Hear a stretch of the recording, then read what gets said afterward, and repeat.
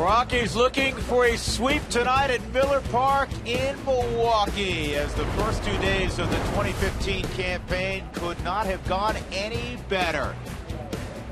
And welcome inside. Cold outside, but cozy inside as the Rockies conclude this opening series here in Milwaukee. Hey, good evening, everybody. Along with my partner, George Frazier, I'm Drew Goodman. Glad, as always, that you're along with us. The first 2 days have been absolutely perfect. 10-0 and 5-2 yesterday. Rockies victories, great pitching, and outstanding hitting.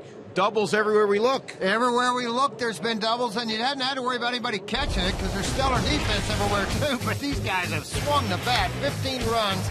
And I want to point this out, 7.5-run scheme out on the road. Last year, they only averaged 3-point runs out on the road, 3.1 runs out on the road. So you can see early on, this club has hit on the road. They've done it against two very good pitchers, Kyle Loesch and Garza yesterday, two guys that are pretty good. I mean, they've won double digits, they've won over 100 ball games, and I think that's what you look forward to this lineup. And it's a fun lineup to watch with the extra base hits. There's no question about that, and there's great depth to the lineup. And one of the guys I think we're going to be talking a whole lot about again this year is number 28, the Rockies' Gold Glove third baseman. And how many two-out base hits, how many grinding out base hits does he come up with, and how many timely base hits for the RBIs? 5 RBIs already this year to go along with a home run.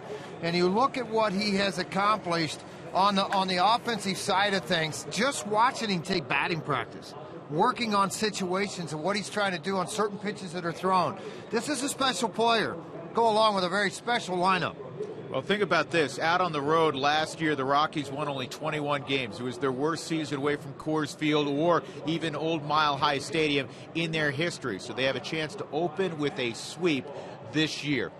We'll get a little bit more on the Rockies pitching when we come back, specifically the bullpen, which has been terrific as well, when Mark and Jeff jump on board. We're a few minutes in front of first pitch tonight. It's the Rockies and Brewers.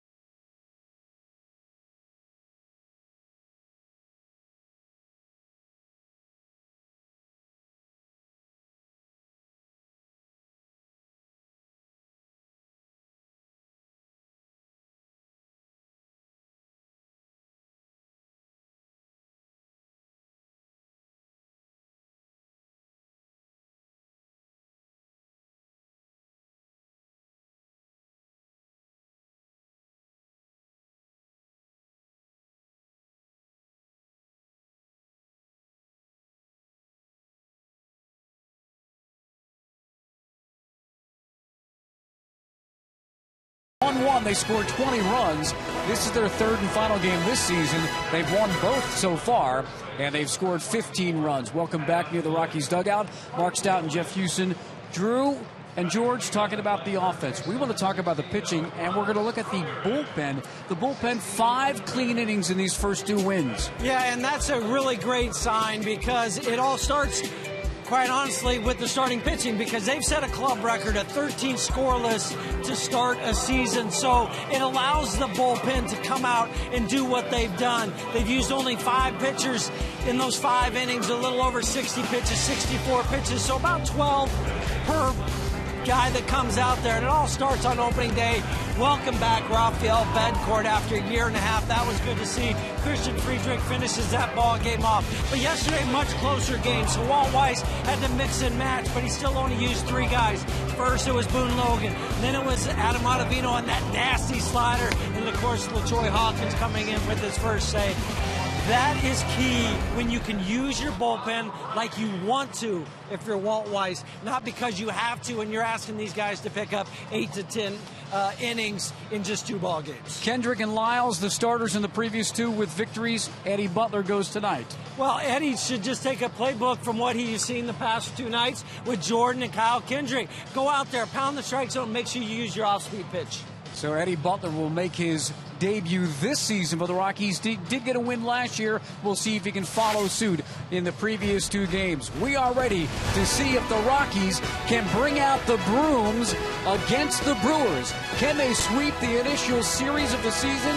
First pitch is coming up next on Root Sports.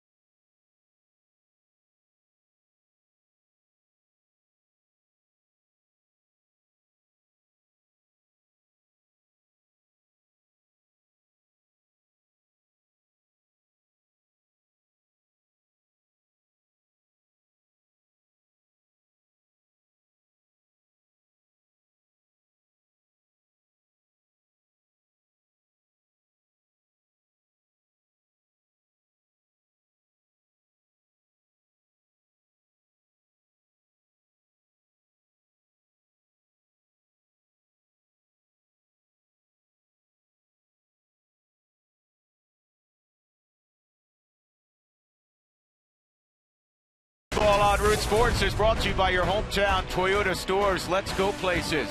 By Wingstop. Get the flavor for your whole crew. Order online at wingstop.com. Get at it. And by Southwest Airlines. Book your low fare now at southwest.com. So the Rockies look to improve to 3-0 to start a season for just the 4th time. They were 3-0 in 95, 98, 2001. 2001, of course, the last time the Rockies began a year 2-0. Charlie Blackmon will lead things off. The numbers from a year ago, and here's the rest of Walt Weiss's Southwest batting order.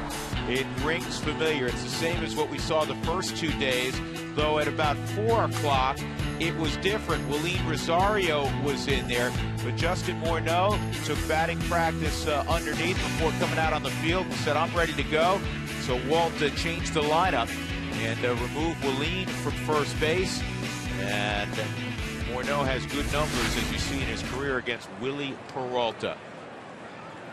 Willie Peralta is a guy who's very proud, and well, he should be, George, of his fastball. He'll throw it in the mid-90s. First offering 93 miles an hour, an impressive number for me. Won 17 games a year ago. But his record of after the Brewers had lost a ball game was 11-6. That's impressive. And he reaches back and throws that fastball past Charlie Blackmon. Charlie 1 for 9 in the first couple of ball games. Quick note on the fact that this is a closed environment. The roof is closed, and we're glad it is. It's 37 degrees outside, 64 inside. Walt Weiss was asked about playing in domes and said, normally I'm not really fond of them. He said, but I like this one, and I particularly like this one given that it's April and the wind is really blowing off Lake Michigan. Yeah, it's cold outside right now. It'd be extremely cold if you're out in the old ballpark. Fort County Stadium. That I have experienced. 1-2, and this ball's lifted to deep center field. Gomez going back, and he makes the catch. Let's take a closer look at Willie Peralta's numbers. Last year was a breakout year, as George was mentioning, with 17 victories, nearly 200 innings of work. 353 earned run average, a very good whip of 1.30. The average whip a year ago, 1.27 in the National League. He struck out 154, nearly 200 innings thrown. The year previous to that had gone 11-15 with a 437. So same number of starts, 15 more innings pitched, another year of maturity, and another year of success. Cargo takes ball 1. Jeff Houston. Cargo's 2 for 4 against Peralta. I think you remember he faced Peralta a couple years ago, and Gomez went over the wall in center field to take a homer away from him. Well, and with Cargo and the way he has been swinging it in the first 2 games, we've seen him go to left field. We've seen him hit it up the middle, over to the right side. So, and with a guy that throws as hard as Peralta, the only thing you're looking for is to make sure that foot gets down in your timing, because he'll supply the power for you. 1-1. And there's a base hit right center field. Gomez has a long way to go, and it's going to run to the wall. Cargo's going to have, yes, a double. Boy, we haven't seen one of those in a while. 13th double for the Rockies on the season. 24 hours since the last double was seen here on Root Sports, and this time it's Cargo going after a low fastball at 93 miles an hour. Everything working perfectly with the timing, as Jeff talked about, the foot getting down into a hitting position, a strong position, and then driven into right center field. Jeff also pointed out the fact that he has been spraying the ball line to line, and for that reason Gomez was swung over toward left center field, and he had a long run just to get near that baseball. Well, that's because of the defensive positioning. You better pitch to the defense. If you're going to pitch him away, play him away.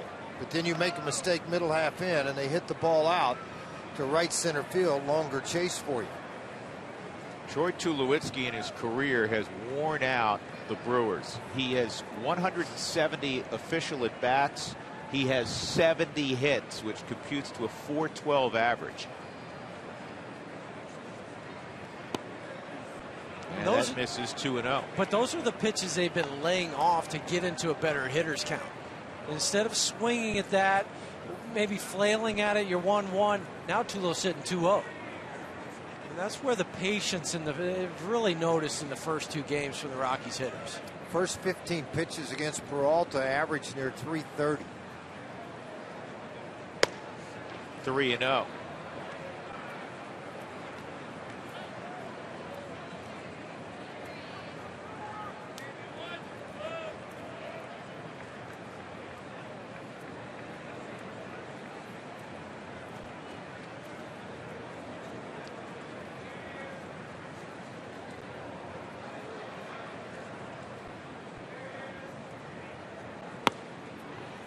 And C.B. Buckner says that's in there, so it's 3-1. Buckner's behind home plate, veteran umpire. Lance Barrett at first. Dale Scott's the crew chief. Dale is at second, and Dan Iasanya was celebrating into the evening last night after his Yukon Huskies ladies captured another national championship. He's at third. 3-1. And that, ooh, they call that a strike. Wow. Yeah, they said he went around. They checked with the first base umpire, Lance Barrett. Barrett rung him up. See what Walt thought of it. Yeah, hard slider on a 3-1 count. The offering came out. I'm just not sure that it broke the plane of what they like to say went too far. He didn't go. No. Okay, well, now you're going to make me mad, and I'm just going to have to hit a double. Why not? Yeah. Yeah, let's just see. Jeff, 3-1 count. He went slider. Well, he's thrown him 3 sliders in this at bat. Man, not going to give him anything with a fastball middle half in. He hasn't shown the ability to go away with the heater yet.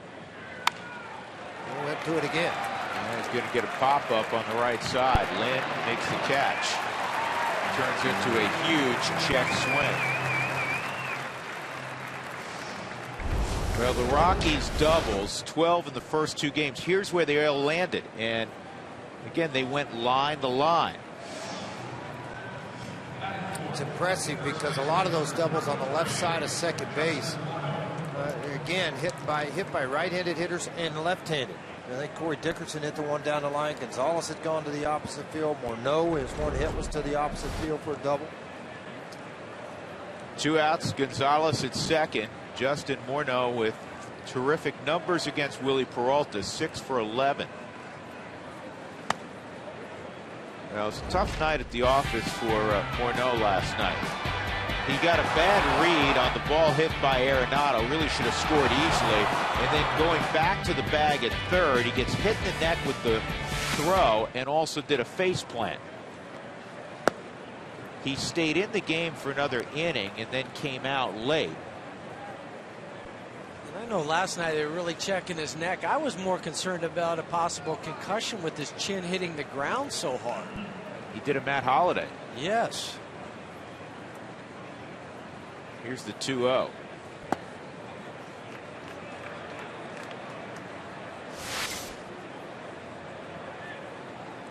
Yeah, just really dangerous situation coming back to the bag. You see Doogie checking that whelp on the left side of his neck. Yeah, and there's added concern in the case of Morneau because he's had neck issues in the past and had disc surgery on the neck, swinging 3-0, and this is down the left field line. Davis hoping for a play and does not have one.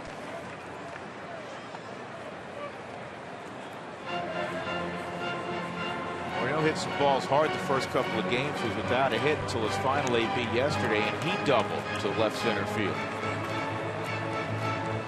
Reigning National League batting champion, the 06 American League MVP.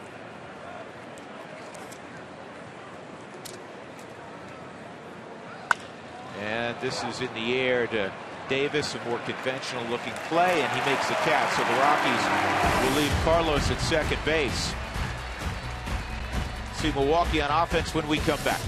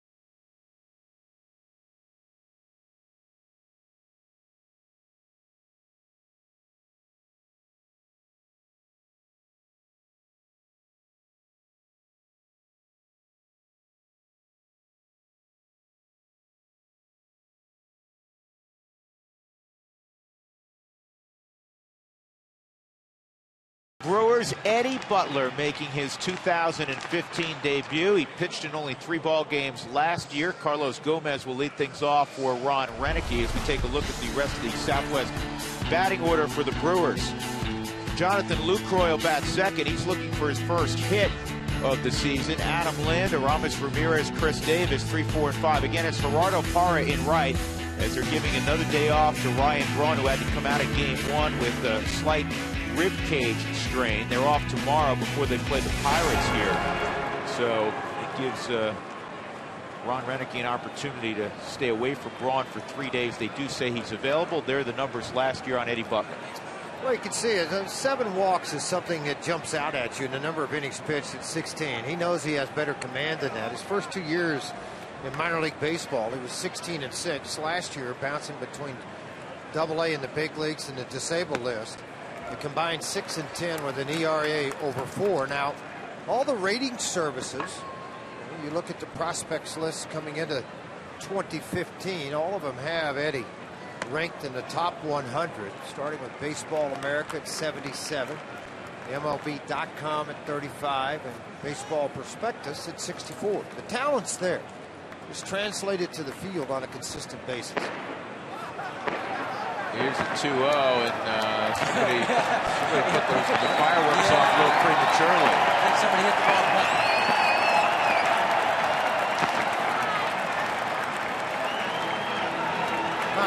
You know, 40 years in professional baseball, you come and see a first all the time. I just saw first.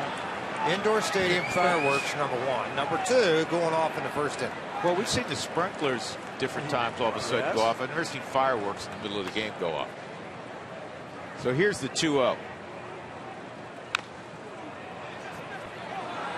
Good sink on that delivery, and it's 2-1, and that's the key. We've seen during spring training, Jeff, where Butler will have an impeccable inning. It's dominant kind of inning, and then the next inning seems like a different guy. Yeah, the ball will flatten out, he'll leave the arm behind, and the ball stay up. But if he finishes out in front, he'll get that good action.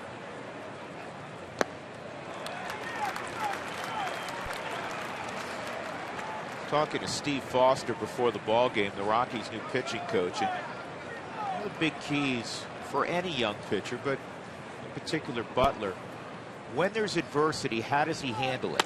And he walks the leadoff man in Gomez. Well, as we take a look at what Eddie Butler will show you tonight as you watch this game on TV, what he likes to utilize is the fastball mostly, and he'll use it 64% of the time. I'm trying to create a lot of ground balls. The changeup has become much more popular for him to throw at 22%. The slider and curveball need to improve, and they have improved over a year ago to where he has that trust in those 2 pitches when behind and count as he does his good sinking fastball. So speed at first. It's just the second walk the Rockies have allowed so far. They had 16 strikeouts, 1 walk in the first 2 ball games. And though Gomez leads off, he's not the easiest guy to walk. He's one of the most aggressive leadoff hitters in the game. And they've handled the top 2 in the order for the Brewers in the first 2 games.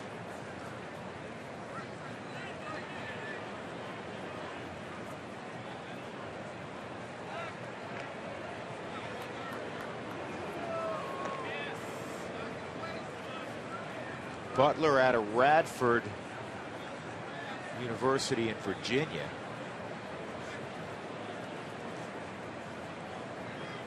Where he holds a slew of pitching records, not surprisingly.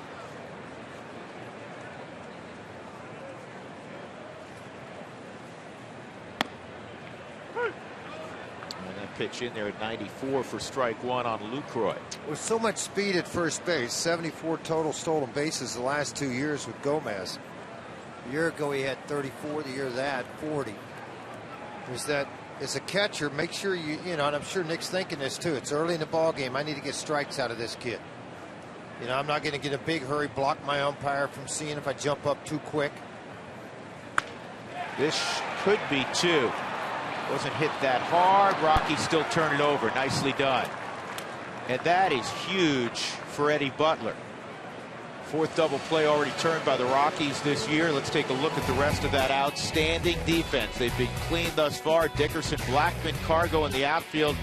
And then the Gold Glove infield. Arenado, Tulowitzki, LeMahieu, Morneau, and Nick Hundley, the new addition behind the plate. Adam Lind has been the hitting star so far for Milwaukee. Hitting .571 through the first couple of ball games, the former Blue Jay.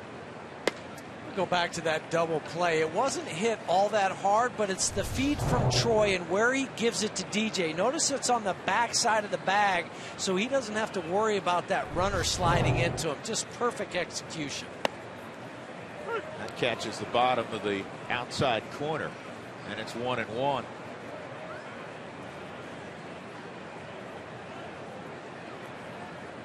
It's nice when you can have that bag as extra barrier between you and the guy sliding into you. First slider we've seen, and that's a miss. 2-1.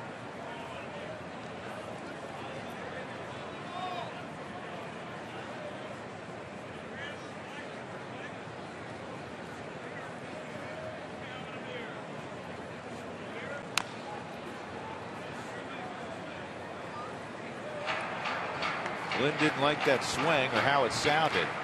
2-2. Or maybe everything about it.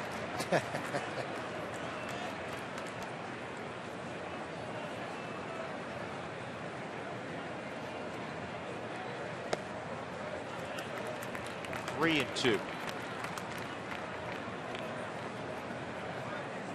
Well, a reminder that Jorge De La Rosa is going to start tonight for the Albuquerque Isotopes. This ball's powdered to deep center field, but Charlie gets back there. It looked like he had it, and then it takes a hop over the wall. That was kind of strange, Jeff. He stopped before he's at the warning track as if he was going to make a play on it. And that was like a drive where it just takes off really low and then just keeps climbing. And Charlie goes back thinking he's going to have a chance to catch it. But even from my angle, if he keeps running back, I still think it's going to go over his head. Well, it cleared by about 10 feet over the top of his head. That ball had a lot of backspin carried to it. I don't know that Charlie could have got there either way. It bounced 400 feet away and then over the fence for a double.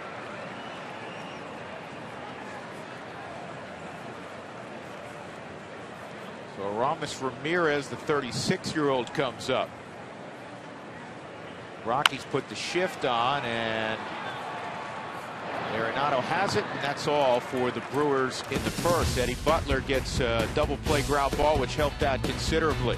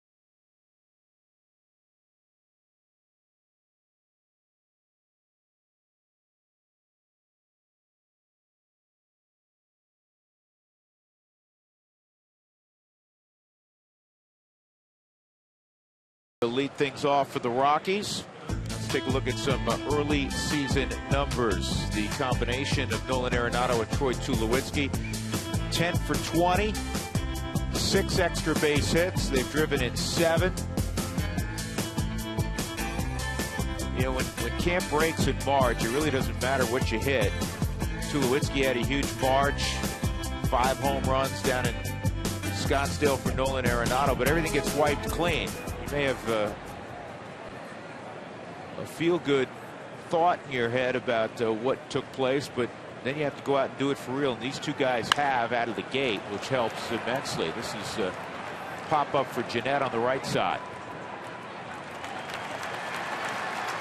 Got a little bit of late life on that fastball, Jeff, and I think that's why guys early on go to pick that thing off away and attack early, but it's just got enough little sail or cut to it that it's just tough to get solid wood up to this point.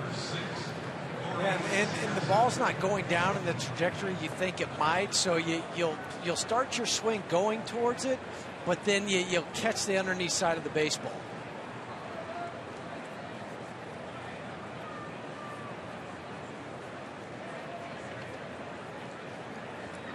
Corey Dickerson with 1 out.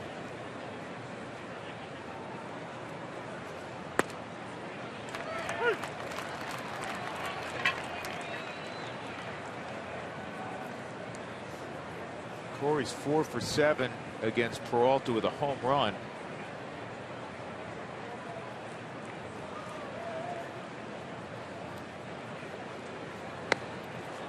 One and 1. 2-0 last year for Peralta against the Rockies with a 4.61 ERA. Lifetime his ERA is over 6 against Colorado. This is a guy who had a 3.53 ERA, winning 17 games in 2014. Well, you don't see that from him very often. A changeup at 86. No, he threw it only about 5% of the time last year. 66% of the time he throws that fastball in the mid-90s, and then the real good slider a little less than a third of the time. Call for a slider here. Pointing to the dirt. He wanted a back foot slider. If you see Lucroy with his signal, gave the slider, index finger pointed to the ground.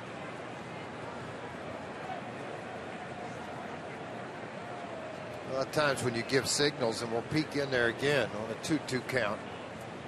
Sari wants to go fastball away. No, Peralta wanted to go fastball in. And he pays for it. Man, he can turn around a bullet, can't he, Jeff? Oh, it's so much fun to watch. Watch Corey hit. It's amazing at times because the hand-eye coordination, and where do left-handers like the ball? They like the ball typically down. That ball is up at the letters, and he's able to get on top of it. He handles the high pitch, yes, to your point, as well as any left-handed bat we've seen.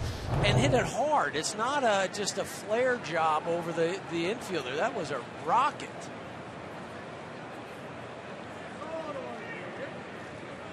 Hundley yesterday had 3 hits. He's swinging the bat well out of the gate. Takes strike 1.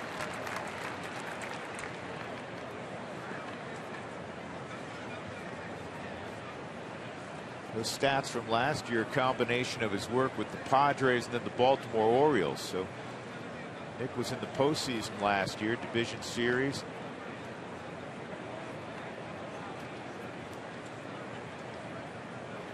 Beyond with Buck Showalter's team.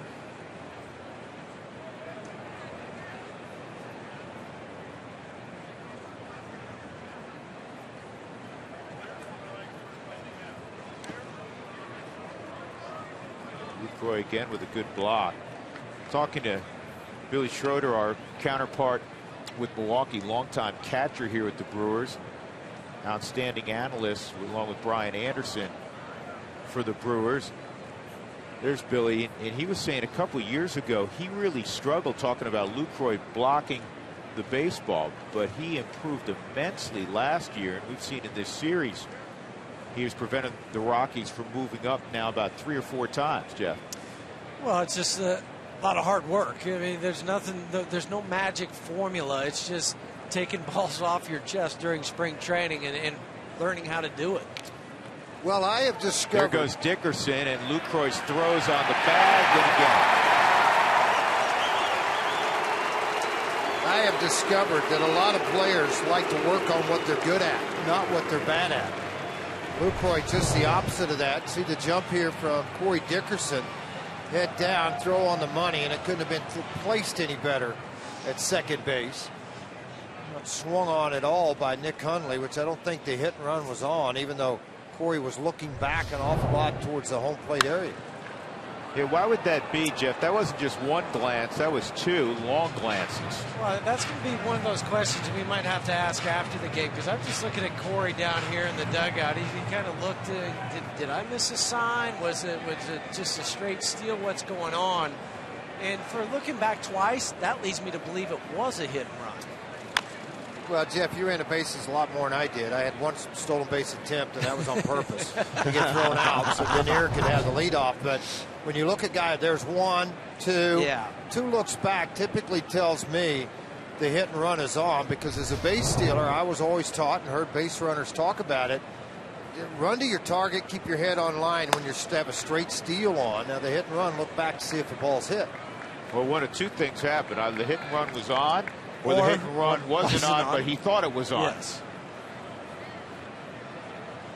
Or I thought I was going to get thrown out, so I looked back to like the hit and run might have been on, and I might have missed a sign. What do you think? Yeah, okay, all the above. All the above. There you go. Gene Segura throws out Hundley, middle and 2, no score in Milwaukee.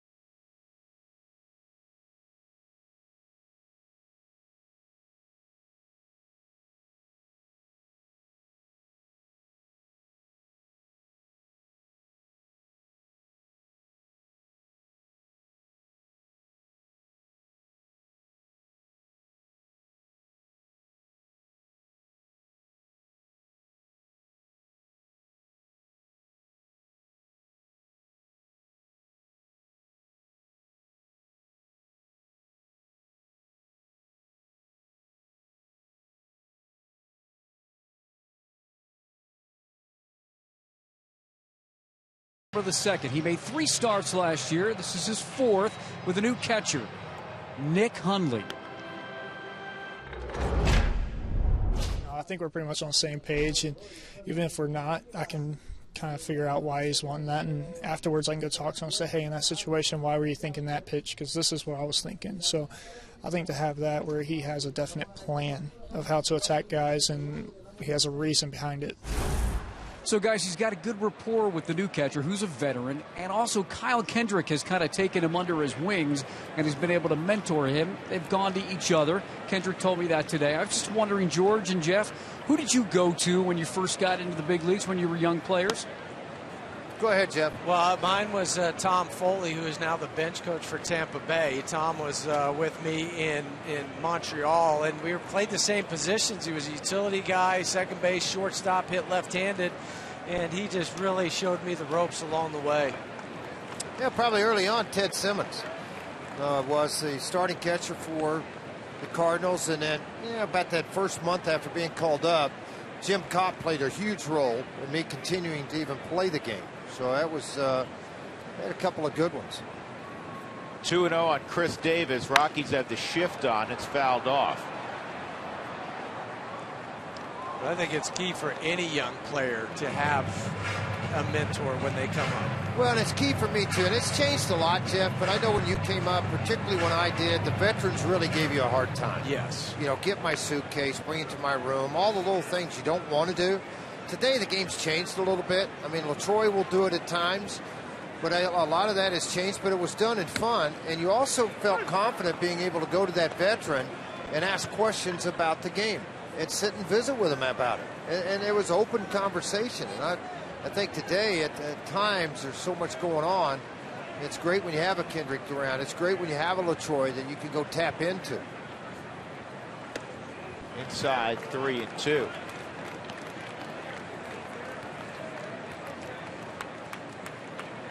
Clearly, the Brewers' game plan, Jeff, is to be patient based on what Butler did last year and what he did in spring training. Right. Prove to me that you can throw enough strikes.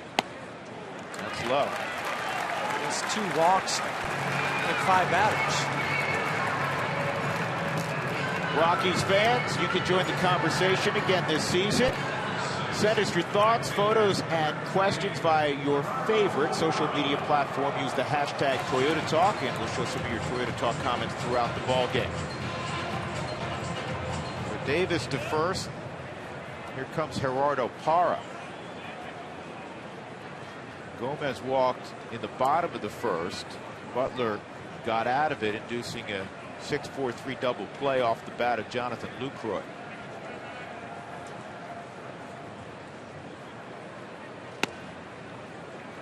And that's in there, strike 1 at 94. Kyle Kendrick, 7 shutout innings in the opener on Monday, and then Jordan Lyles, 6 terrific innings yesterday. He gave up 2 runs, 2 quality starts for the Rockies rotation to begin the season.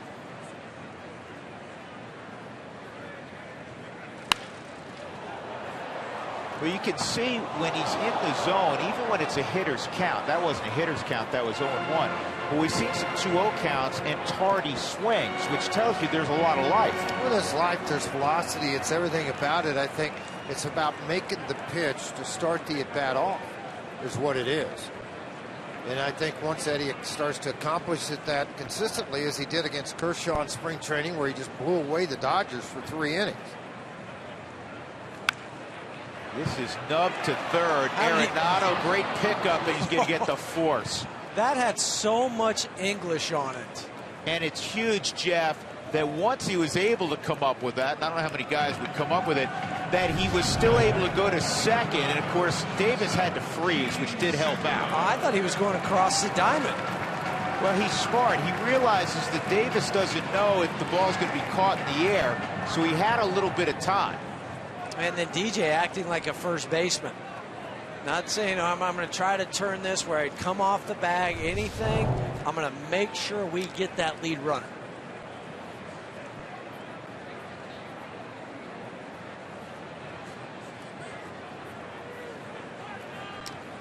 Gene Segura.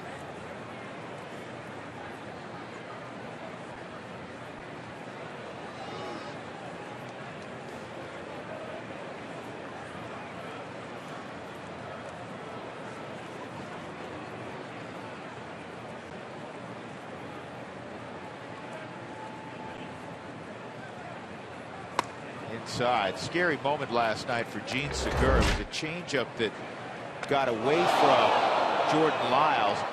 Fortunately, most of the impact was on the bill of the helmet. It grazed his nose, and he popped up after being down for about 45 seconds and was able to continue.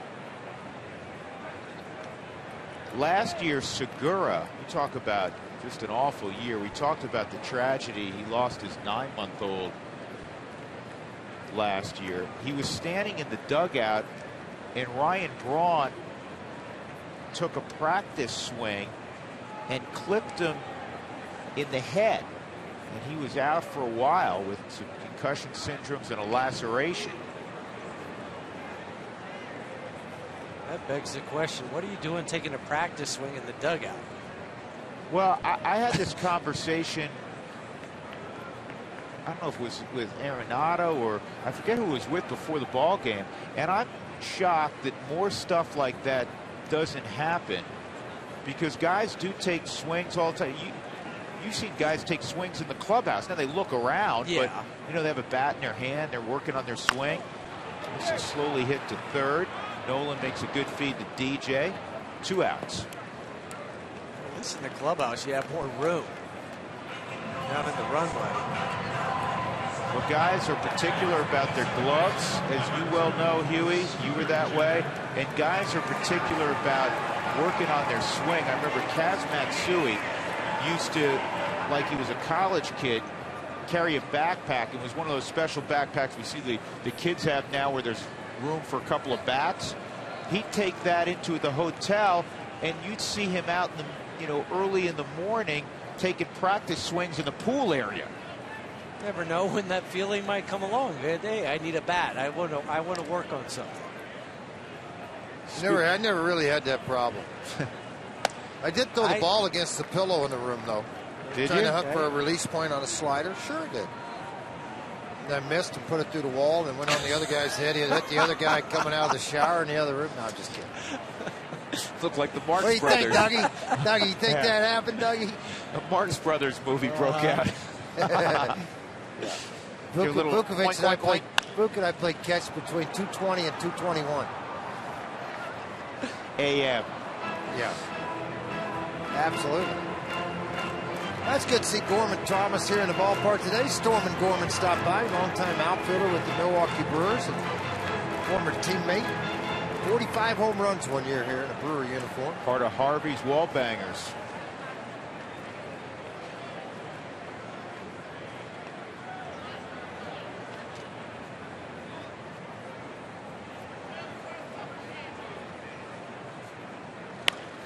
That's fouled off, and it's 1-2.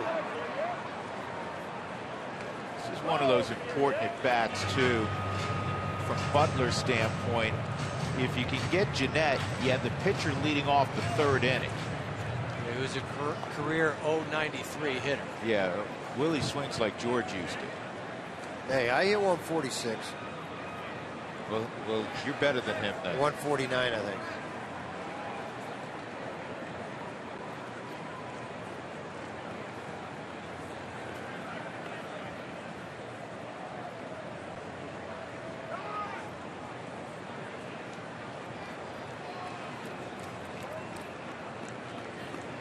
Segura was getting antsy at first.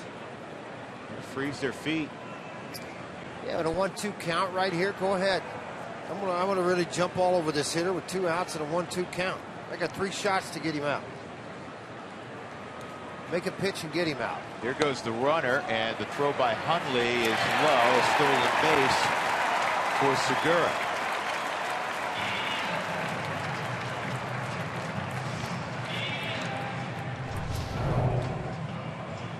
A little bit of a big jump here by Segura. You see his outlook going into second. Never looked anywhere back towards the bag. Straight ahead and then the head first slide into second base. You run a risk taking off there. If you get thrown out, now you start at the very bottom of the order. Yeah, but then it would be a clean count for Scooter Gennett. Yep. Trade-off. 2-2. And he strikes him out with a hard slider. Well done by Butler, his first strikeout. And we'll go to the third inning. No score between the Rockies and Brewers from Miller Park.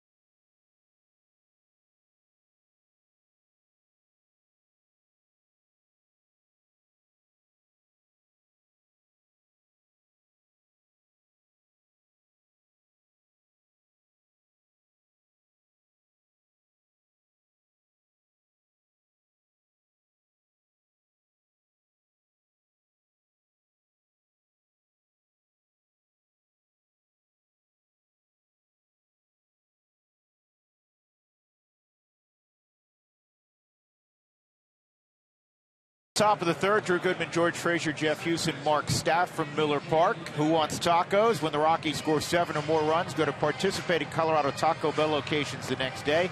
Do it between 4 and 6 to get your Rockies taco special. La Masa Taco Bell. Rockies got a double in the first inning with 1 out from Carlos Gonzalez. Could not bring him home. And last inning they had a 1-out hit from Corey Dickerson, but he was caught stealing. DJ LeMahieu in the third, then Eddie Butler. Charlie Blackmon after that. Willie Peralta on the hill for the Brewers. 17-game winner last year, and he was voted the Brewers MVP by the local media. A season in which the Brewers went 82-80. If not for a collapse the final 5-6 weeks of the season, they looked like they were going to be a postseason club. Ended up finishing third in the Central despite leading the division for 150 days. That's what's crazy to me. To lead the division that long and just have everything yanked right out from under you, and then it turned pretty ugly pretty quick. And most of the blame falls on the offense. They just stopped scoring. The last 31 games, they only averaged 2.61 runs per game. 1 and 2. And I always go back and look, Jeff, and see that kind of stuff. And, that's why sometimes history tells you a lot. But who were they playing in September? Was it the Cardinals? Was it the Pirates? Was it the Dodgers? People with really good pitching staffs that came in that you had to play against that you weren't so consistently against during that part of the year. Here's a great graphic to just illustrate how unusual it is for a team to lead that many days and not go to the postseason. Since it goes back to 42 actually beyond it. This ball's lined toward Parra, and he's going to get there. But this is all time. Teams in first place to miss the playoffs. It's the 5th longest a team was in first place during the regular season and didn't go. Detroit lost out on the final day of the 2009 season. The Mets collapsed in 2007. I think that was the year that they were up by 7 games with 17 to play and didn't get in. 69 Cubs collapsed. They were caught by the Miracle Mets. 0-1 on Eddie Butler.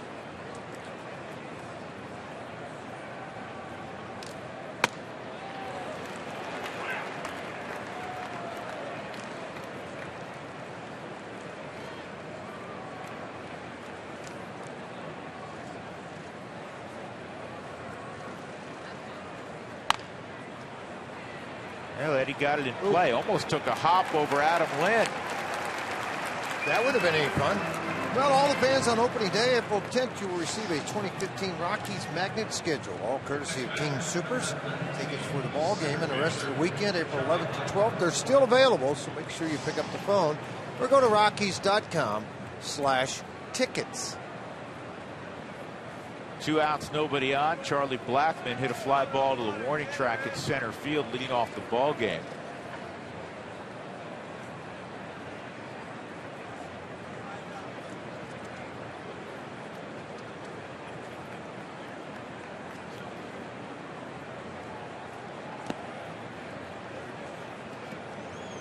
Peralta, the first time through, got 2 ground balls. The reason I mentioned that, last year he had a ground ball percentage above 55%, which was 5th best in baseball.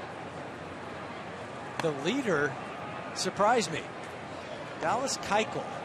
64%. Yeah, did you see that? Dallas Keuchel last year led at 64%.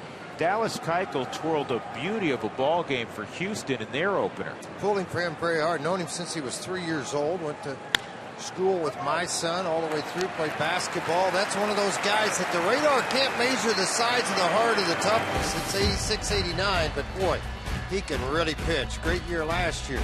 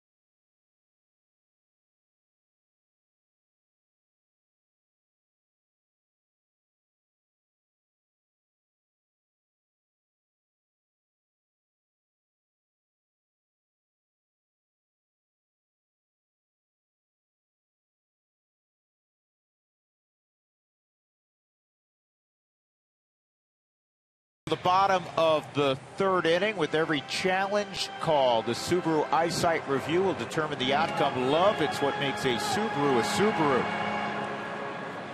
Eddie Butler here in the bottom of the third will see his counterpart Willie Peralta to begin things.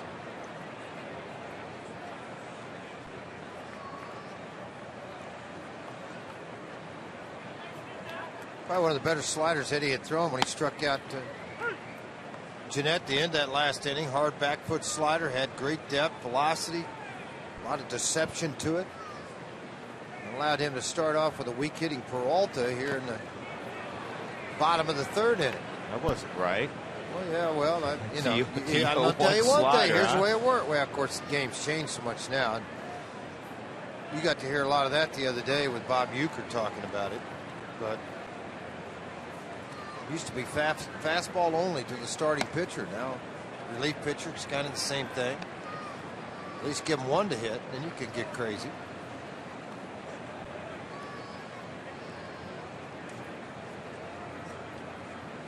One, two, and the slider is strikeout number 2 for Eddie Butler as he gets Willie Peralta. Well, there's a couple of very significant anniversaries that we wanted to mention today. Major League Baseball tweeted this out. Part of our Toyota Talk. 40 years ago today, Frank Robinson became Major League Baseball's first African-American manager. 41 years ago, Hammerin' Henry Aaron broke the then home run record of Babe Ruth, launching home run number 715 against Al Downing. Tom House caught the ball out in the bullpen. And who was in the on-deck circle? Dusty Baker. There you go. 0-2 on. Well, since we're getting all nostalgia and excited and everything, let's see, were you born in '76? I was at the Pi-Fi house at the University of Oklahoma watching it. I thought you said you were studying in the library at OU. No, I wouldn't. I never did that.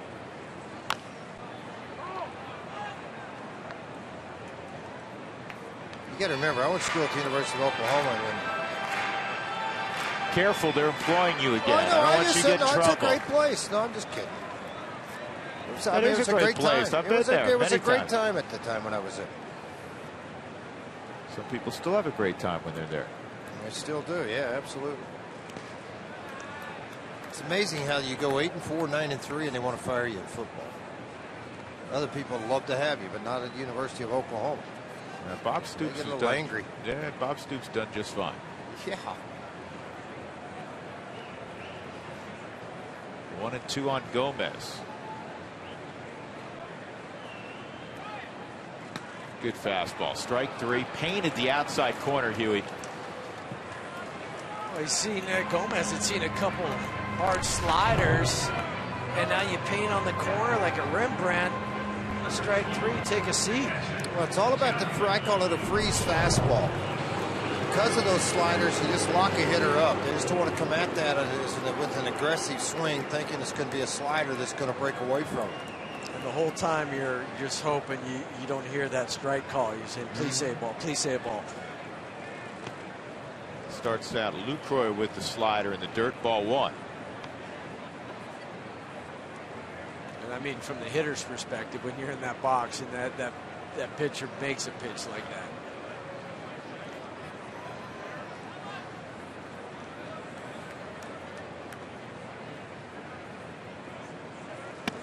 Good spot. Here's the ratio, balls to strikes. Out of 41 pitches, 24 have been in the zone.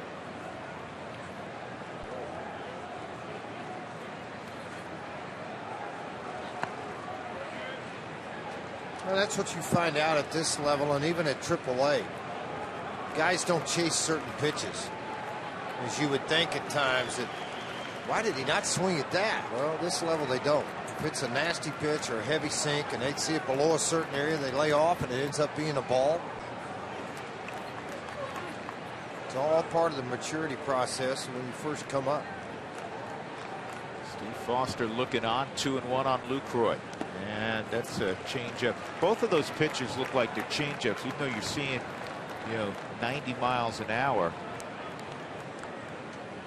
The only reason you say changeup on that, it's a movement, but normally you don't see 3 to 4 mile an hour difference in a changeup. It should be somewhere between 8 and 10.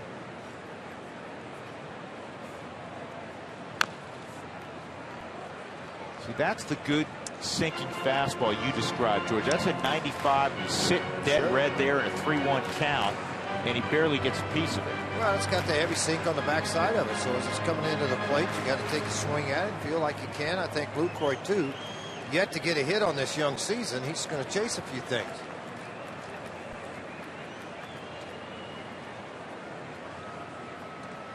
Go away with the fastball, and it's too far away. So a 2-out walk to Lucroy. That's a walk in each frame so far for Eddie Butler, and that'll bring up Lynn. It's really been the only downside to his performance. The pitch count, because of the double play in the first, it's in the mid-40s. It's fine. Yeah, it's pretty good. I mean, you're thinking you'd like to average between 15 to 17 an inning. I mean, that's pretty good right now. He's setting 45 with 2 outs here in the bottom of the third. So that part of it's pretty good. It's just the walks jump out at you a little bit. His third of the game. Adam Lynn. Strike one on Lind at 94. Lynn put together his best season in 2009 when he hit .305 for Toronto. 35 home runs, drove in a career best 114. He won the Edgar Martinez Award, as that award is symbolic of the best DH. This ball is hit a ton to center field. Blackman leaps, won't get it. 2-run home run, Adam Lynn.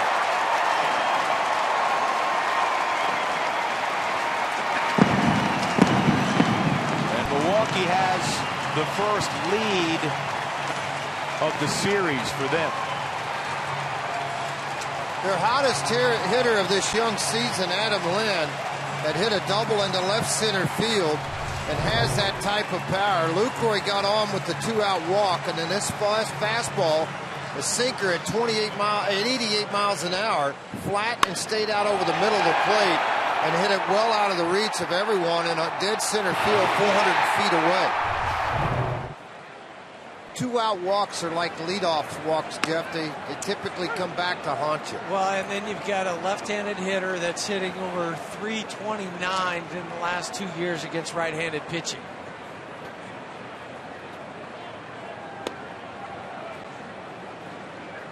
Well, let's see how he handles the home run. If he just pushes delete and moves on. It's a 1-1 count on Aramis Ramirez. And he gets pop up to right center. Blackman puts out his hand. He'll make the catch. So a walk to Lucroy, and Adam Lynn leaves the building to dead center field. 2-0 Milwaukee. Big part of the lineup for the Rockies next.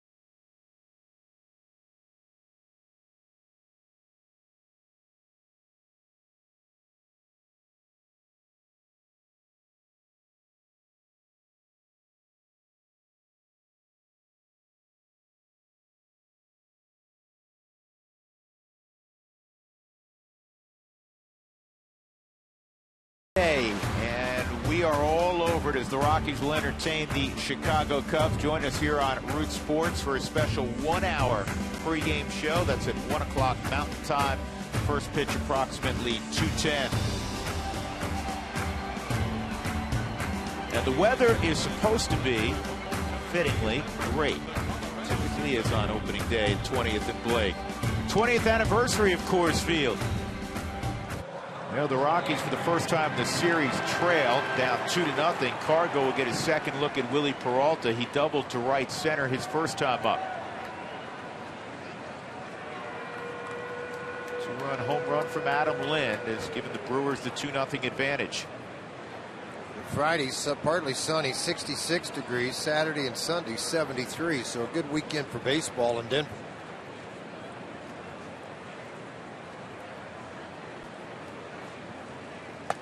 High ball one. Cargo's a career .342 hitter here at Miller Park. He owns 4 home runs in this facility.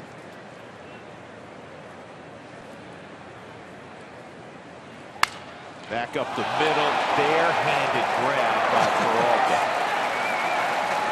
Not necessarily advisable, but don't rub it. Don't rub it. They made it look pretty easy. Yeah. That wasn't very smart, was it? What? Ramirez, he said, I'm fine. It's just probably not one of those things you should do all the time. It's more of just a reaction thing. Peralta 6'1", 245, but I'm like, uh-oh. He had to give a glance up to the big board when they were showing the replay. Smile. He's got to stall a little bit, get feeling back in his fingers.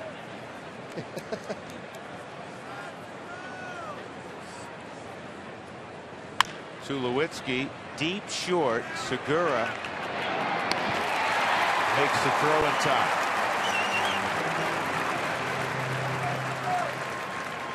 Segura, there's nothing wrong with his arm. That's just like you're taught on the backhand. He'll take his right foot and then just plant it hard into the ground. Slight shuffle to get some momentum going to first base. Ball in the glove and then out quickly. Tell you what, that year in the Texas League, it was fun. Segura was there playing for Little Rock, Arkansas, and it was fun. 2012, you had Joey Wong, the late Oscar Tavares playing in the league at the same time, and some of the better young players that have become all-stars in the game. This ball sliced to left field, and Davis gets over and makes the catch. So it's a quick inning for Peralta as he retires Gonzalez, Tulowitzki, and Morneau. 2-0 Milwaukee.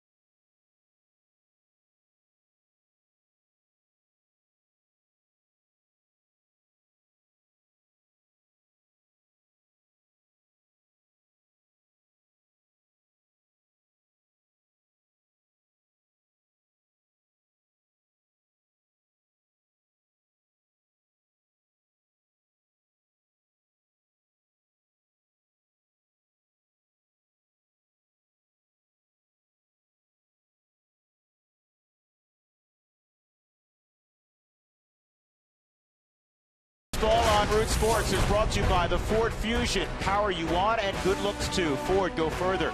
By Southwest Airlines. Book your low fare now at southwest.com. And by CenturyLink, your link to what's next. Rockies trying to sweep the Brewers. They trail 2-0 as we go to the bottom of the fourth. Chris Davis, Gerardo Parra, and Gene Segura against Eddie Butler. Fourth big league start for Butler.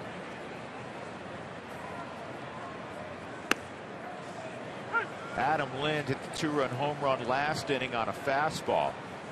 Last year, lefties hit .474, Jeff Houston, against Eddie's fastball. Yeah, and right-handers just 280, still kind of a high number, but that .474 tells you there wasn't much movement on the sinker.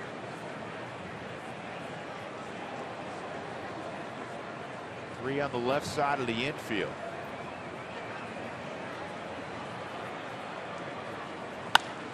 And this is looped to right. Fargo will hustle over and try to hold Davis to a single, and he will.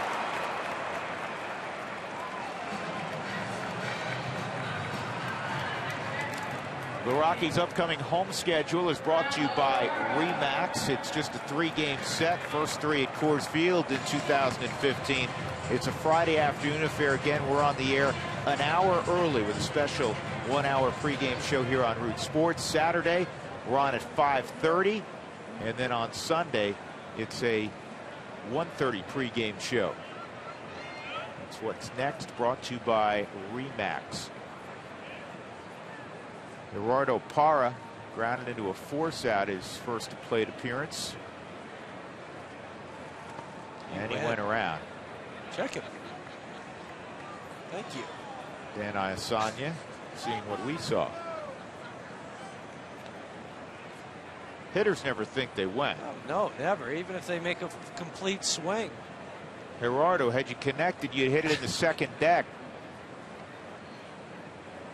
Okay. Somewhat of an exaggeration. Might have been a double, not a home run.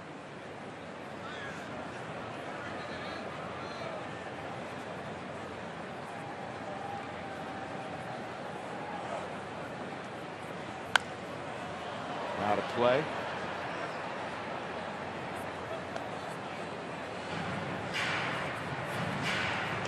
Jordan Lyles and the Rockies bullpen limited Milwaukee to 6 hits yesterday. They had 8 hits in the opener. They were all singles.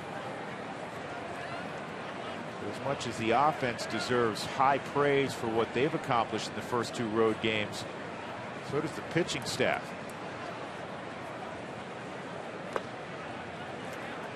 That's what makes tonight's game. You can use your whole bullpen. You have a day off tomorrow. You see how far Eddie can take you, but you're not afraid to use any of those guys, even the 3 that pitched last night, because of what Kyle Kendrick did and then Jordan last night. It's okay. Everybody's ready to go.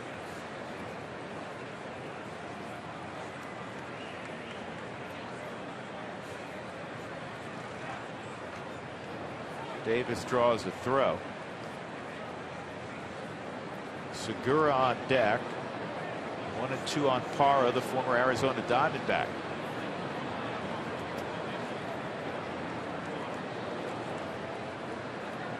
Cody Ross, who was released by the Diamondbacks, picked up by the A's today. Strike 3, says C.B. Buckner. 1 out. 4th strikeout for Butler. It's that hard back foot slider on a strikeout earlier that gets him not to chase this fastball. He thought it was a little bit off of the plate, and it may have been on the strike zone. I thought it caught the top of it. Nonetheless, good pitch for Eddie Butler and a strikeout. It's a good frame, too, from Nick. Got on top of it. Long article today on the pitch framing where Nick Hundley the year before was near the bottom of Major League Baseball. Nice play, DJ. And then now more in the middle of the pack and near the top of pitch framing. That's a terrific play by DJ to get it out. 2 gone. Davis second for Scooter Gennett. Now, if you want, down 2-0, you could walk Jeanette to pitch to Peralta. He struck out Jeanette his first time up. What play do you like here? Me or Jeff? I like to walk and go after the pitcher. I don't care about leading off the next inning. I don't want to flare scoring a run to make it a 3-0 ball game for me. Yeah, I would agree, Jeff, especially already down 2-0. If it's zip still, maybe you go after him. Right. I would put him on. Maybe with a veteran pitcher, you would be more inclined to see if you could get him to chase. And it may be a situation, as we see Eddie pitch to him, that if he falls behind 2-0, then Walt might make that decision to put him on. Jeanette really hit right-handed pitching last year. He was over 300 against righties.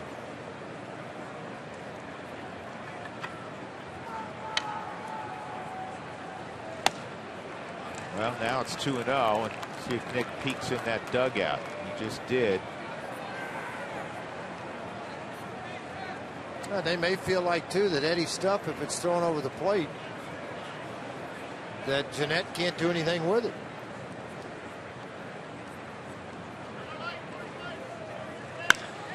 Line drive center field, but it's at Blackman, and he makes the catch to end the inning. So Davis is left at second. We move on to inning number 5. 2-0 Milwaukee.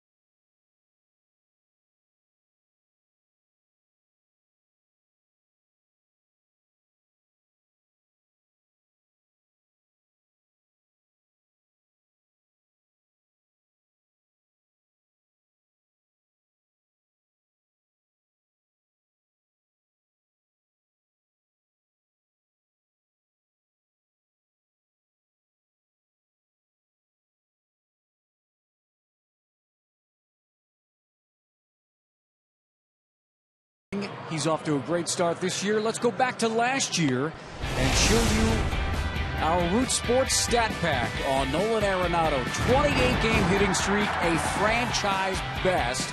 He also led the team in doubles, raised his batting average 20 points from his rookie year, and had 8 more homers, and of course won a second straight Gold Glove at the hot corner. What a second year for Nolan Arenado, and off to a great start. And guys, I am looking forward to the home opener on Friday when Nolan and DJ will both get their Rawlings Gold Glove awards before the game starts. They'll be shining in the sun on Friday. Yeah, and I think you're going to see Nolan get a number of Gold Gloves in his future, and I think DJ LeMahieu, if he keeps playing the way he does or has, will also have more Gold Gloves in his future. Well, Nolan Arenado will lead it off, then Dickerson and Hundley. Kind of funny, but I was wondering, Dougie, when was the last time a team had an entire infield win Gold Gloves? Morneau was only 2 errors short. I mean, he had 4, and Gonzalez had 6, but Gonzalez played a lot more games than Morneau last year. I'm wondering what the Dodger infield, when they had Lopes and Russell in the middle, Garvey and Say on the corners. I don't think Garvey won one. Not while that was going on, all 4 together. Russell did. What were they together? 8 years? 8.5 years. 8.5 years. Yep. I don't remember Ron Say winning a Gold Glove either. That also was back when, as you well know, George and Jeff, it became more of an offensive award, and now they really pay close attention, the players, due to the metrics involved and their eyeballs. And that's why DJ won it last year on a club that this is line down the line, stay fair, it is a foul ball. On a club that finished 66 and 96 and doesn't play in New York or Los Angeles. You guys know the story. If people were aware of how good a player DJ was defensively. But that's where I like it, that it's voted on by the coaches and managers and the people, like, as you mentioned, Drew, that have their eyeballs on it every day. He wouldn't have won that award 20 years ago. No. 2-2. Oh, who was it? Rafael Palmeiro won a Gold Glove when he played 19 games at first base. Yeah, it was something like that, 30 or 31 games, but it was a real low number. And that's a joke. It made a travesty of the award.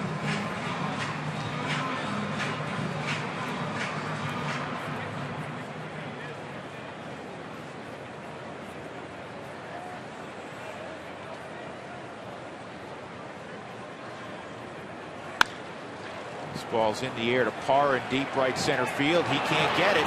And Nolan Arenado will have a leadoff double in the 5th inning. Second double of the night for the Rockies. Cargo had one in the 1st inning.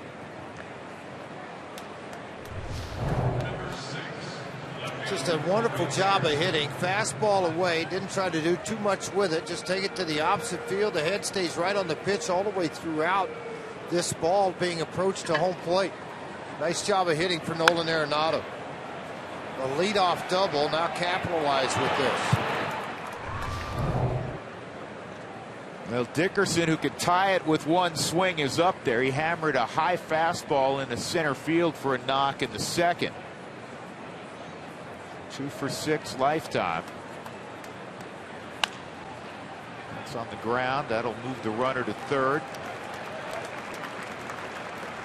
Coca-Cola Value Packs, they are back for the 2015 season, available every value game, including April the 20th and 23rd versus the Padres, for either $59 or $79, depending on the seat locations. Pick up the phone, Rockies.com/specials or 303 Rockies to check out the availability. RBI opportunity for Hundley. Infield is back, naturally, with the 2-0 lead. Ooh. Almost got by Lucroy.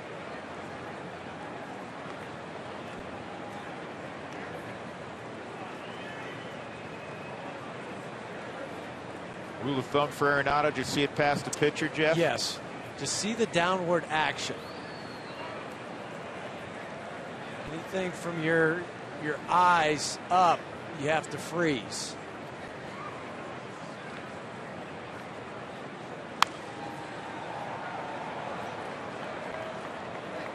The toughest read that you have, if you're Nolan, yeah, you see it by the pitcher, but it's the hard shot to the 3rd baseman. That's a funny line from Kevin Neary, the tweet.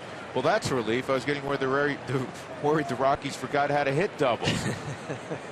12 in their first 2 games, tying a major league record. It was their 2nd tonight. Didn't get away far enough. 2-1.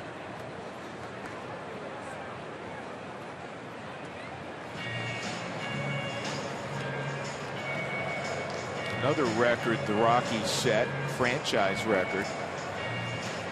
They didn't give up a run yesterday until the 5th inning. The 13 innings to begin a season of shutout baseball, a new franchise mark.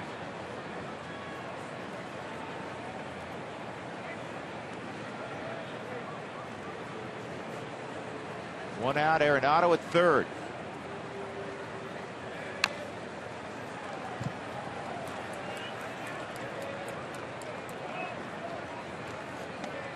Two and 2 on Nick Hundley. Originally a 2nd-round pick back in 2005 of the Padres out of the University of Arizona. They're going to bring the infield in with 2 strikes.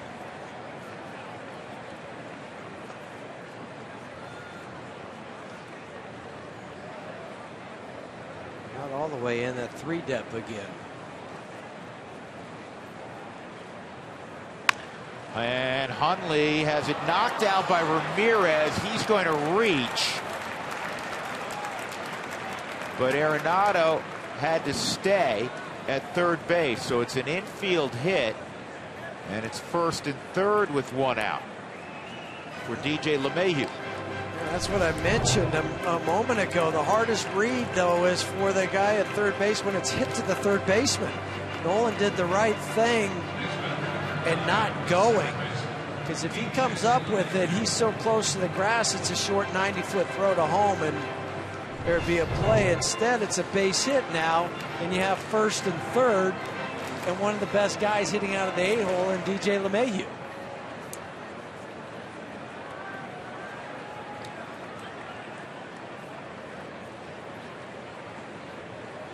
Big opening on the right side of the infield. DJ goes in that direction a lot. That was going to be a safety squeeze. Yeah.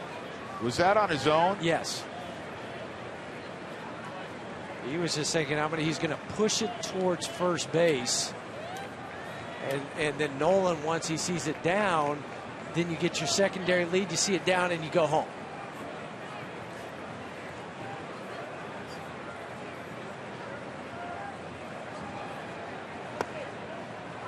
Squared around again. It's 2-0.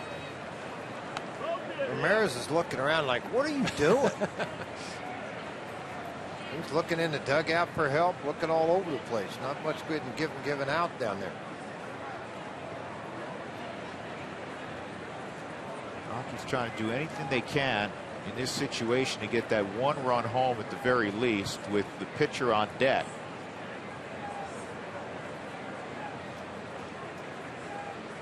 Runner going, swung on and missed. They throw through, and now Hundley will try to get tied up.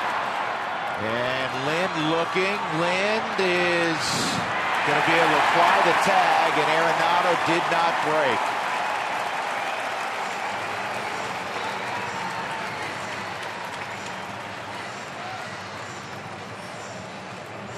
Teams spend a whole lot of time at all different levels on the old first, third situation. Well, he spent a lot of time here. Throws a great throw. Picked up by Jeanette, ran back by Lynn. Lynn checked twice, and then Hundley fell down, and the last is a tag, and then Nolan could never move. It was ran to perfection, I thought, by the Brewers. So, I mean, if you're going to break, I guess you break when the throw's released out of the catcher's hand, Jeff? Or when the second baseman throws it to the first baseman. But Jeanette, he did the right thing. As soon as he caught it, he looked to third. 3-1. Well, I thought defensively the Brewers ran that very well. Because that's another play you talk about, the plays you'll do offensively. That's a play you'll do defensively during spring training. That throw through where the guy will stop halfway, then how do you run it after that? DJ's not going to get a real good pitch, you would think, here. 3-1 with Butler on deck and 2 outs.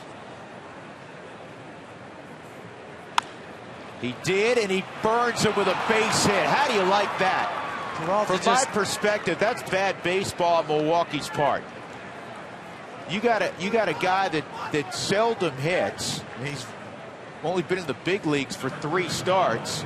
First base is open, and you let DJ LeMahieu get something he can handle, and he burns the Brewers. Good for the Rockies. 3-1 count. Got a ball in on the hands of DJ. That inside out swing. Watch that front side clear completely out. Hands drop to the inside of the body. And take it out of the reach of Jeanette to right field and get through that infield. I still don't understand defensive alignment against DJ, and I'm glad everybody's doing it. But they're playing him more up the middle than they are to the right side. That was almost, Jeanette looked like he was almost in double play depth.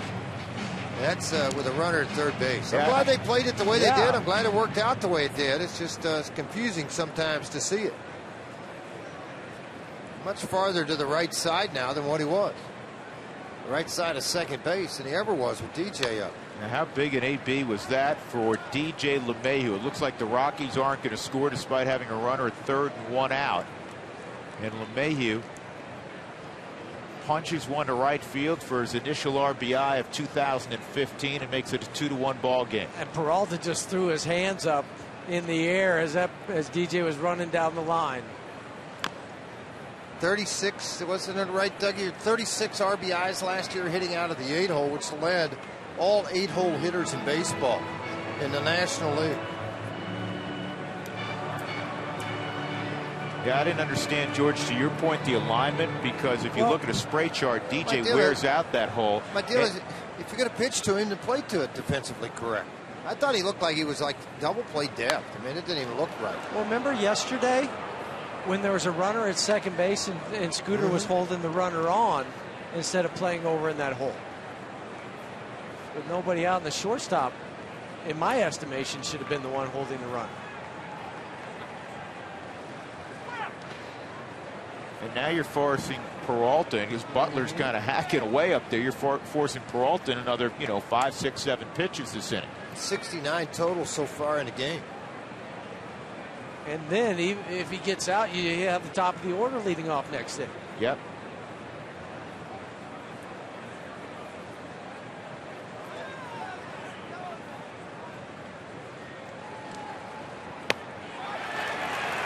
Rockies get a run. Nolan Arenado, a leadoff double, eventually brought home by LeMahieu. It's 2-1 Milwaukee, middle of 5 at Miller Park.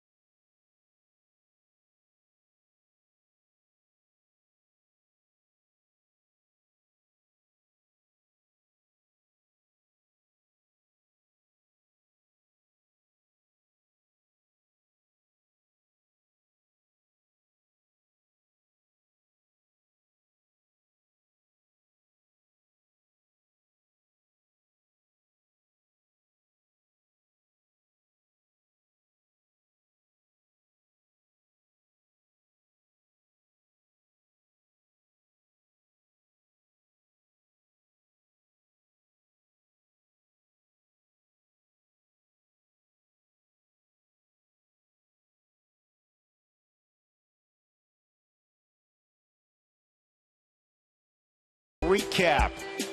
Rockies trailing 2-1. Eddie Butler has walked a batter in each inning. He's been pretty solid. He has not been able to handle Adam Lind, who's doubled and homered.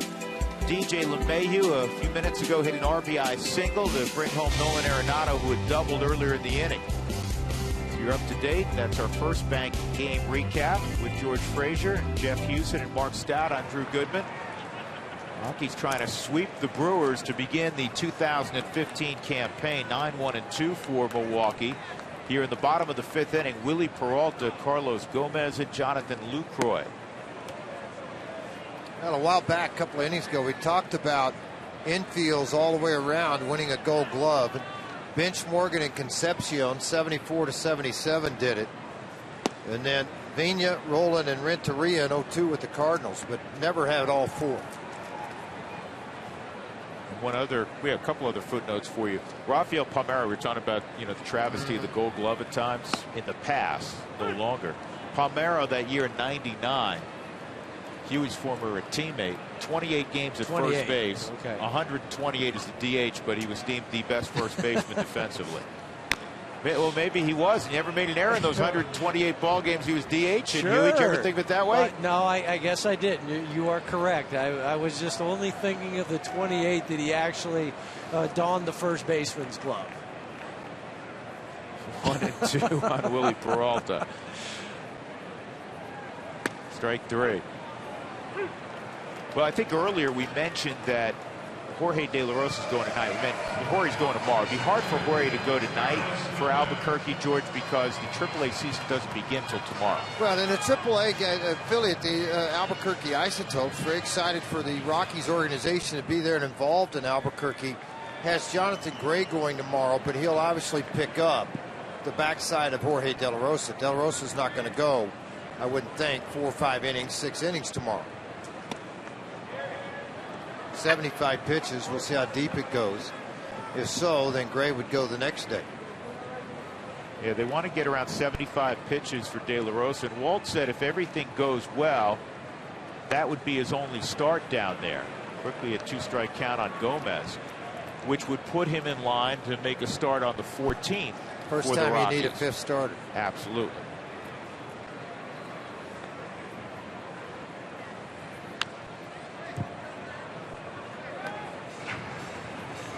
Five strikeouts for Eddie Butler. You got Gomez's last time up. What are your thoughts overall on what you've witnessed from Eddie tonight, George? I like what I see. He's given up 3 hits in the ball game. 4 1/3. Did he go? Check it. I thought he went. Oh, come on. But anyway, the thing I like more than anything is he hadn't had that fall apart inning. You know, where it just snowballs into where it's an ugly inning. And I think he's been able to hold his composure fairly well during the course of this game.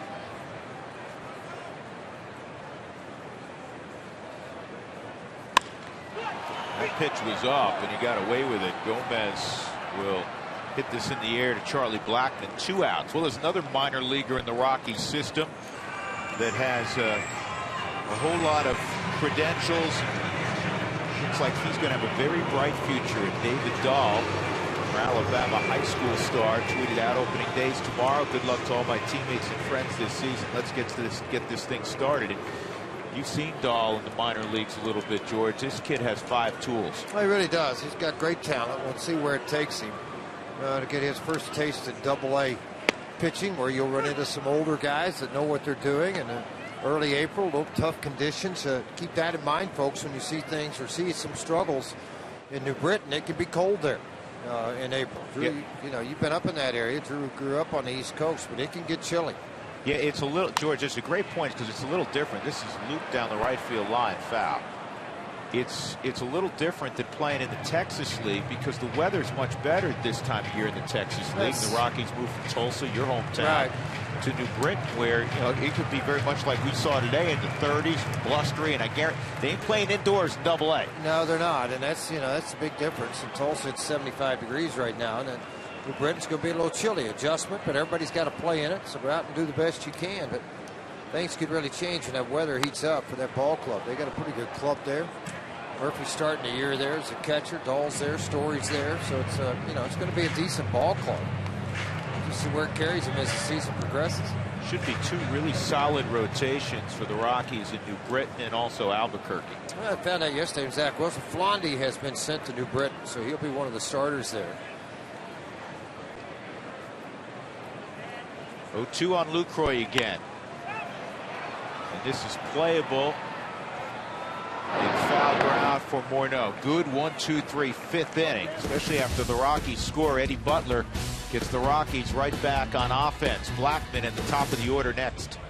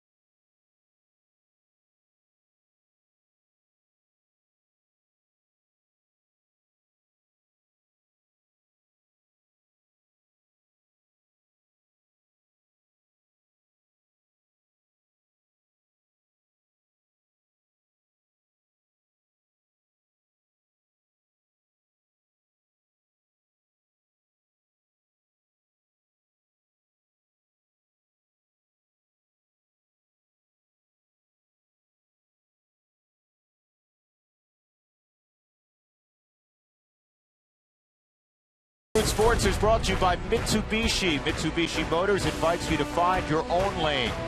And by Lodge Casino, it's not only your first choice for winning, it's also your first choice for fun. Rockies have had a lot of fun at Miller Park the last couple of days, winning 10-0 and 5-2. They're down 2-1, trailed 2-0, scratched out a run on a DJ LeMahieu base hit last inning. And that'll be the third look at Willie Peralta for Charlie Blackmon. Cargo and Tulo to follow. Rockies have out-hit Milwaukee 5-3 tonight. I don't know what Lucroy was doing. It looked like he was doing a walkout catch on a breaking ball. I mean, Charlie started to bunt, but it was a slider, and Lucroy kind of stood up and started walking towards Peralta. Off-speed pitch, and it's 0-2.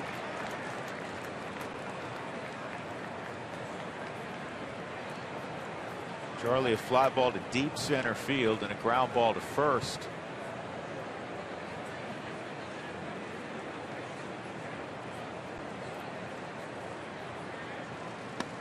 Strike 3.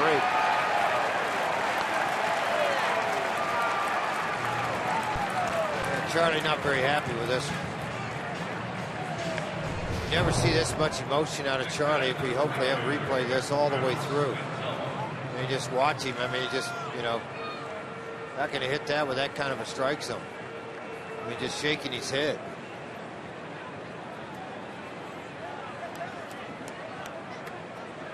One out. Carlos Gonzalez will come up. A double to right center. And he hit a hard comebacker that was snatched by Willie Peralta with his bare hand. Got it a little bit toward the end of the bat, but it still had plenty of RPM on it.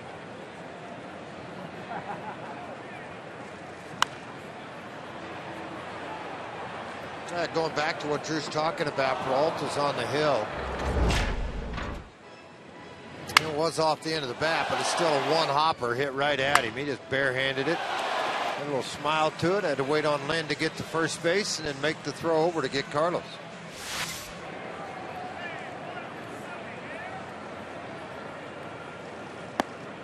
Two and one.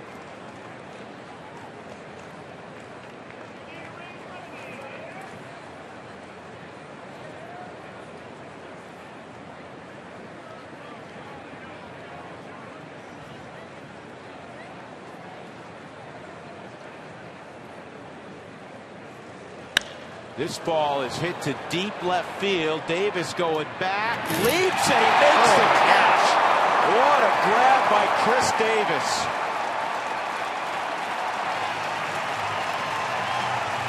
He hit the fence while he was airborne. Face first, it looked like. Wow. His right shoulder catches the wall hard.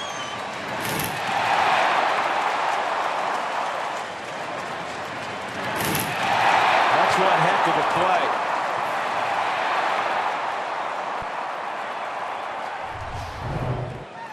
Man, oh man. No fear. Go till something stops you.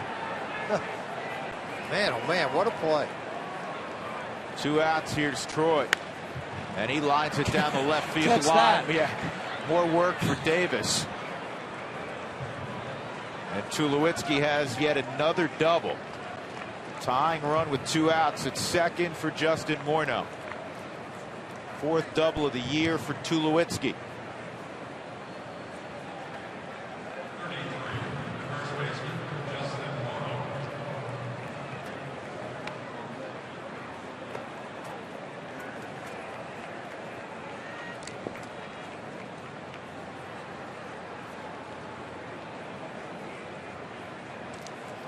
Talking to some guys with the Brewers organization. They were shaking their head at how deep this Rockies offense is and how hard the Rockies hit the ball the first couple of games. And even though the Rockies have only 1 run and 6 hits here in the middle innings, they've hit the ball with authority tonight as well. Quite the same as the first 2 ball games, but you Think of the play that Davis just made to take away at least a double from Cargo. That double by Tulowitzki. Morneau drives it to center field. Gomez is right there, and that's what I mean. Loud outs. So Peralta fortunate that he still leaves the pitcher's mound with a 2-1 lead. Can't hit it any harder than that. Middle of 6, 2-1 Milwaukee.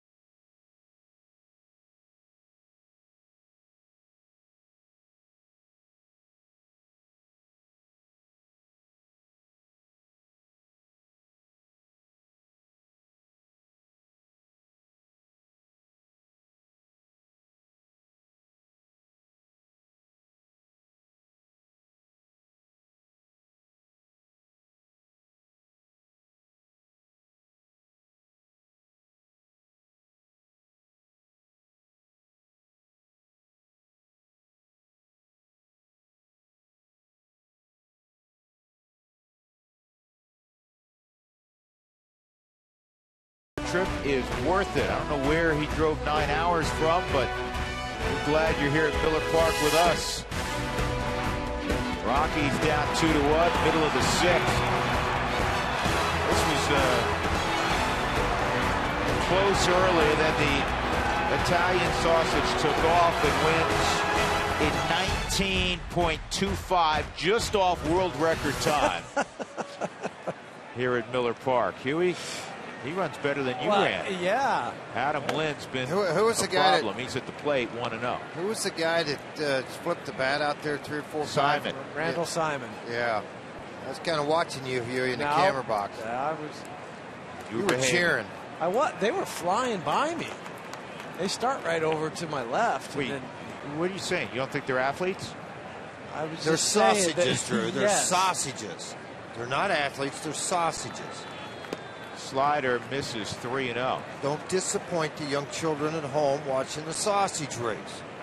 Well, I understand, but they're finely conditioned. Yeah, but they're going, sausages. They have to hold that big head on. Not easy. Ball 4. So Butler walks Lynn to lead off the 6th inning, and that'll bring up Ramirez. 4 walks. Come enjoy opening weekend at Coors Field with baseball returns to 20th and Blake. Get tickets for this Saturday and Sunday. Do it right now. Rockies.com/promotions. Cubs won today. Jake Arrieta.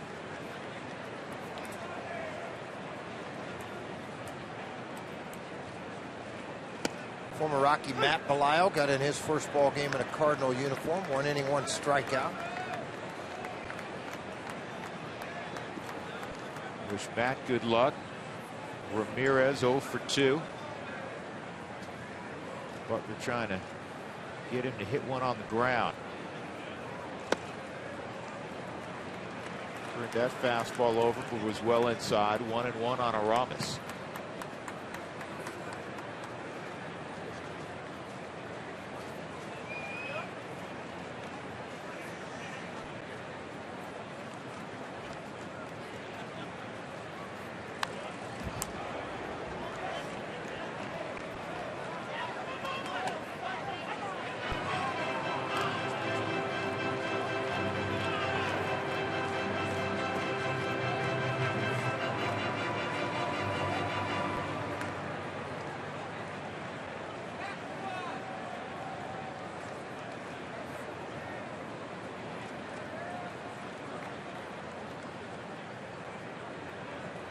Breaking ball, and Tulo can't get it.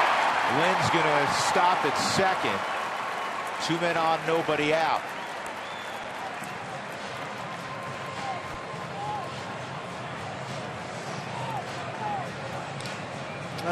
Typically Deadpool hitter, even though Tulo playing a little bit over into the hole, may cost him trying to get to this ball up the middle. DJ made his cross over to the top too. DJ playing right behind second base. Tulo over into the hole. And this ball beat the shift, basically is what it did. And they got first and second, and nobody out. The Rockies have been shifting with Chris Davis, now with runners at first and second.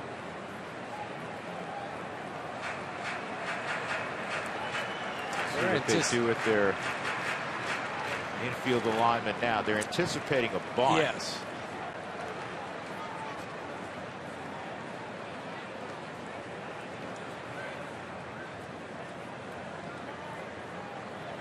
He's not bunting. That didn't look anything like a bunt to me. That was not the bunt sign. That was the swing as hard as you can sign. I got that out of my system. What would you like me to do now? He looks down at Ed Cedar.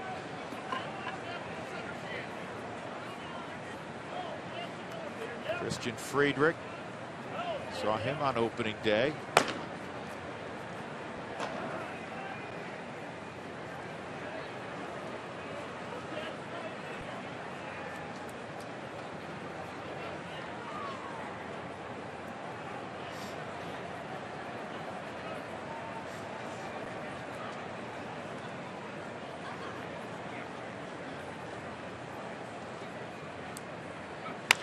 Ground ball to third and foul.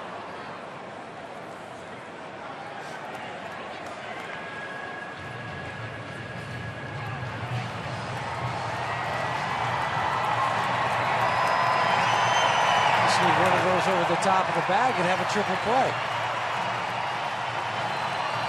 Sounds like a plan. Yeah.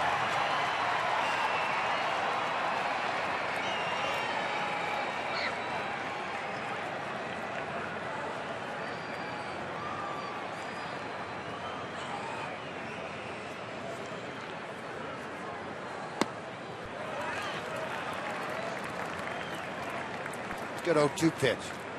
85 pitches in, 1-2 the count.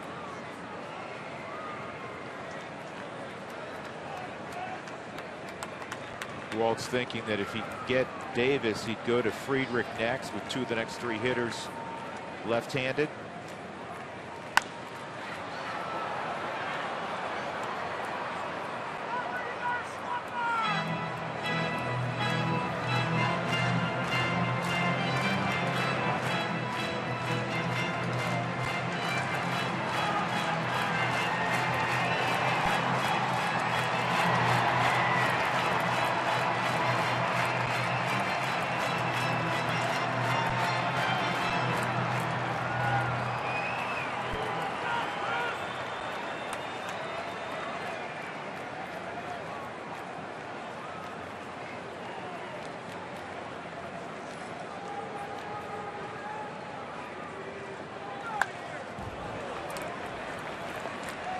Butler touches 96 with that delivery.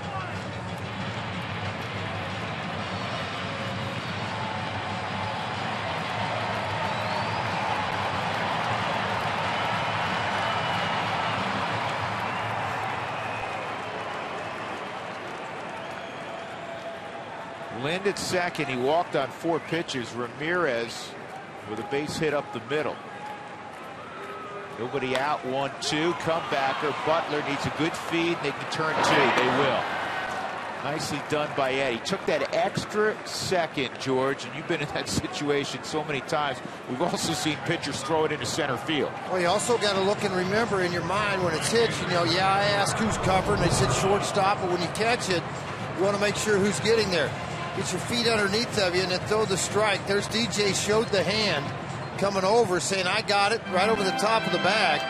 Watch what TJ, and that DJ's playing more up the middle, too. So that's why he threw the hand out. I got the throw on the first double play, and then Walt's not even going to have a discussion. He popped out of the dugout, as Drew described a second ago, and I'll go left on left here. Eddie had a good day, good night at the ballpark today. 4 hits given up. Absolutely. Gave up the long ball to Adam Lind. He was the one guy he struggled with, but he leaves trailing just 2-1. So a very strong debut in 2015 for one of the Rockies' top prospects, Eddie Butler.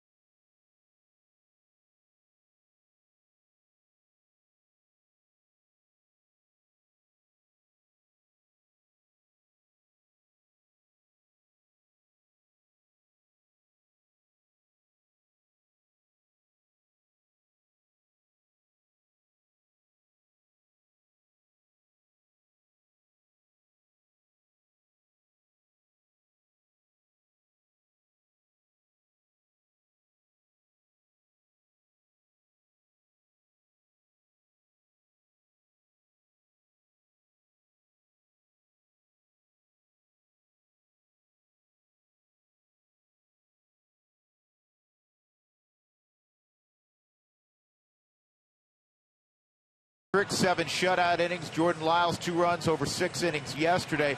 And Eddie Butler a third of an inning shy of producing a phrase that some people don't like, but a quality outing. Keep your team in the game, and Eddie Butler certainly has done that in his maiden voyage of 2015. So Christian Friedrich, with 2 outs and a runner at third, will be asked to get Gerardo Parra. Left on left, doing the right decision to take this and go at it. And I think that's exactly what Friedrich's the right choice to come in. A year ago, pitched very well out of the bullpen. He's asked to do it here. And this is a lot of situations of what he will be asked to do, with Eddie Butler due up 5 spots down the road in the next inning. Get out of this one and give a chance.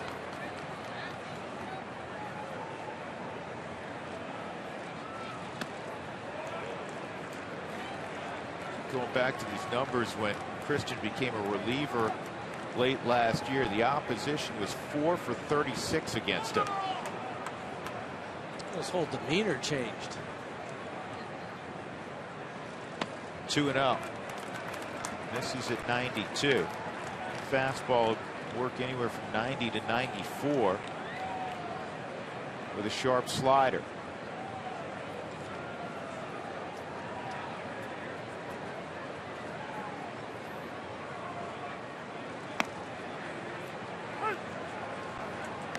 Two and one. The bullpen has been very good so far. 5 innings, 2 hits, 8 strikeouts, 0 walks.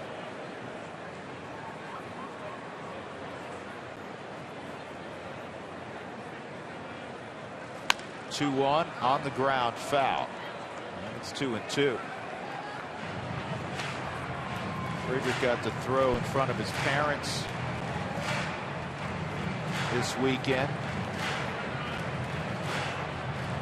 Made the drive up from Chicago. Good work from Eddie Butler through 89 pitches. 4 walks, that's high. Struck out 5, allowed just 4 hits. Milwaukee 2 for 13 this season with runners in scoring position. Brooks Brown is up throwing in the Rockies bullpen, as well as Jeffress, the right-hander, and Smith, the left-hander, in Milwaukee's bullpen.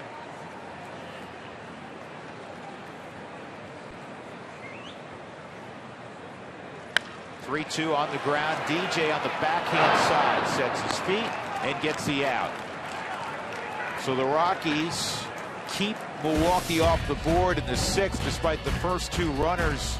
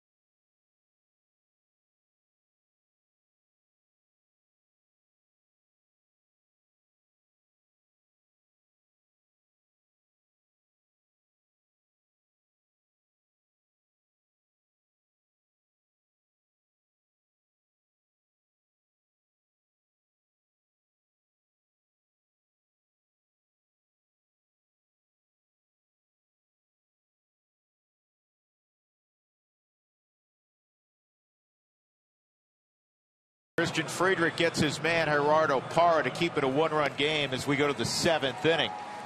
Tonight's game changer brought to you by T-Mobile. Well, this catch by Chris Davis to rob Carlos Gonzalez with 1 out in the 6th may have prevented the Rockies from building the tying run.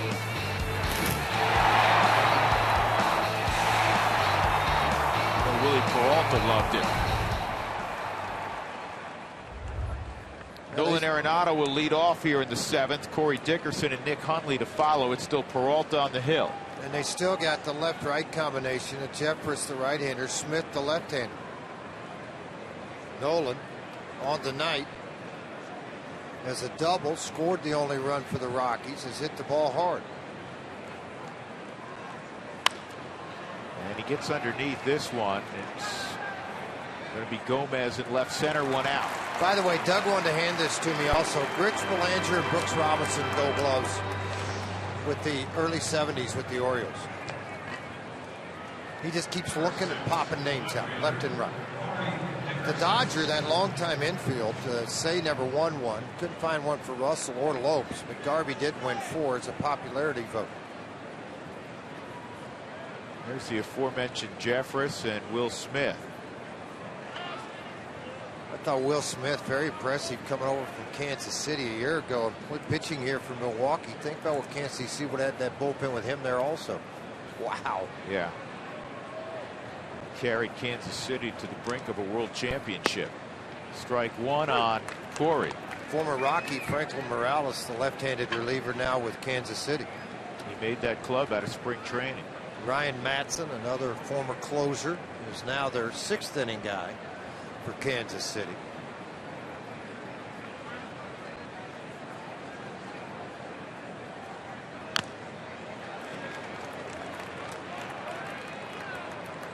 Crowd of 28,720 at Miller Park this evening.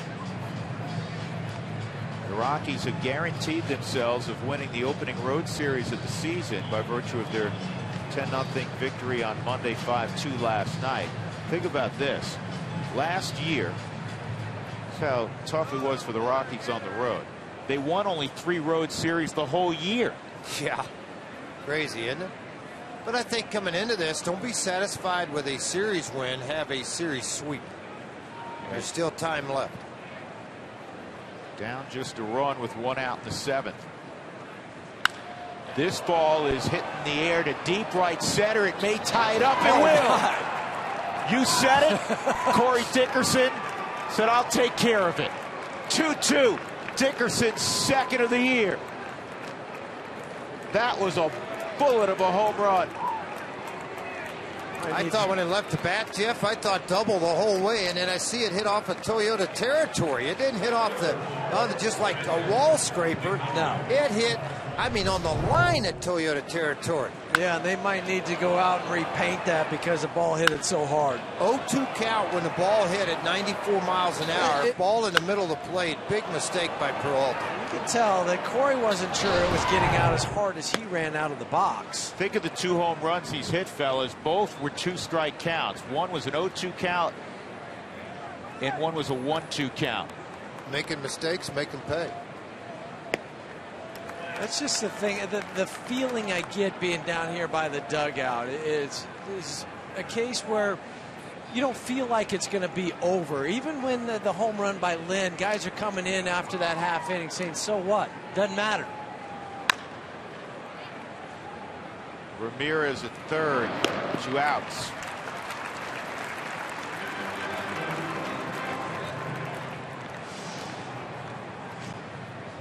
Ryan Connor, his tweet, Corey Dickerson just hit a ball as hard as you could possibly hit one. I would agree.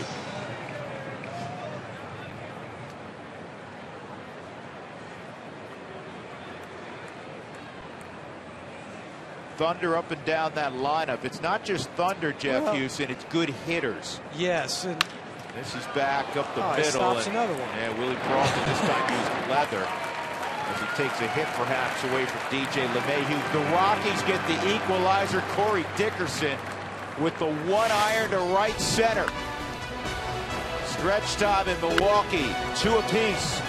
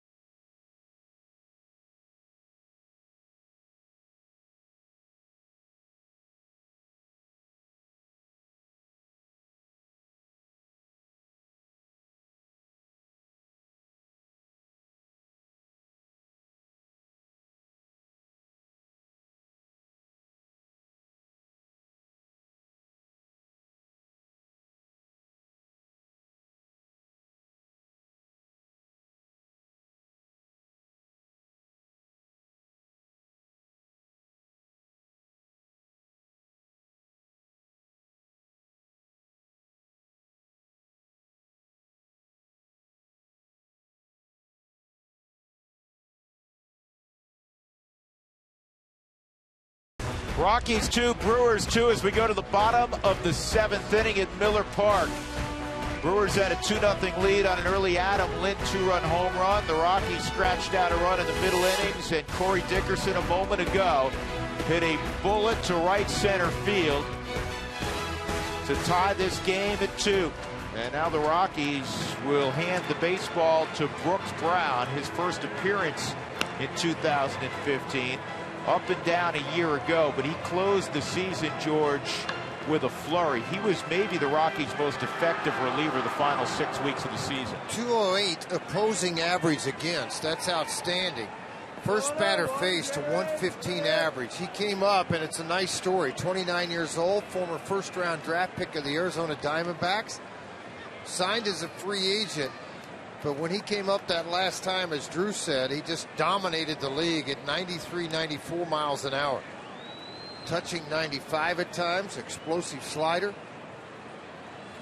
Bottom third of the order, Gene Segura leads off. He takes ball 1. Brooks Brown with his 4th organization. Former high pick. He was a sandwich pick of the Arizona Diamondbacks out of the University of Georgia. Throw slider for a strike. It's 1-1.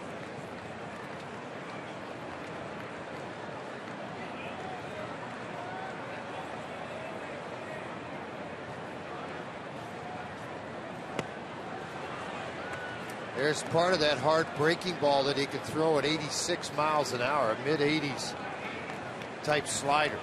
Well, just from his setup, makes it hard for the right-hander to pick the ball up.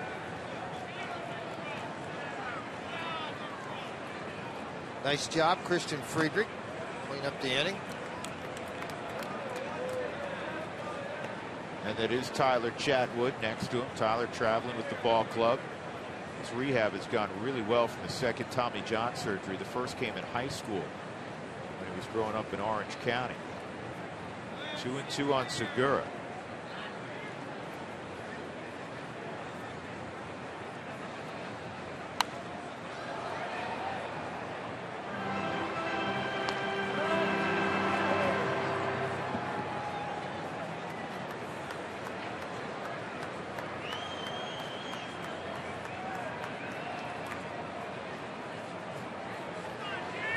Brown really didn't go to the bullpen full time until 2013. Ground ball to third. Nolan with the gun gets Segura. Yeah, no reason to look back on that one and look for a thumbs up or down. You're out. Just make a right turn and grab some pine meat. MLB.TV Premium, the #1 live streaming sports service, is celebrating 13 years. Watch every out-of-market game live or on demand in true HD, real-time highlights, live look-ins, and more. Blackout and other restrictions apply. Visit MLB.TV for more details. Scooter Gennett, a strikeout and a line drive to center field. 2 runs, 7 hits, no errors for the Rockies. 2 runs, 4 hits, no errors for Milwaukee.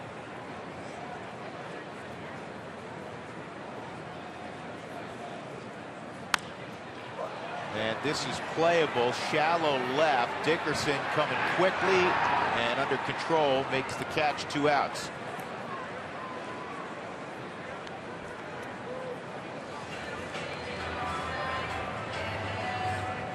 Luis Jimenez will be the pinch hitter.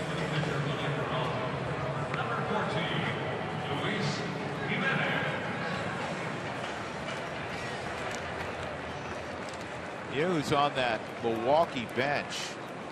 Hardcore Rockies fans will remember Hector Gomez, who was one of the better prospects for a while in the Rockies organization. And then he battled a bunch of injuries.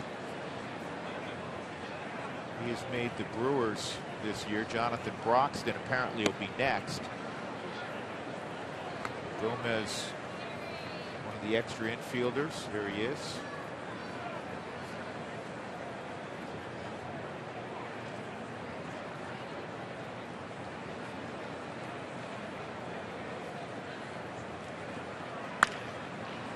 Softly to third.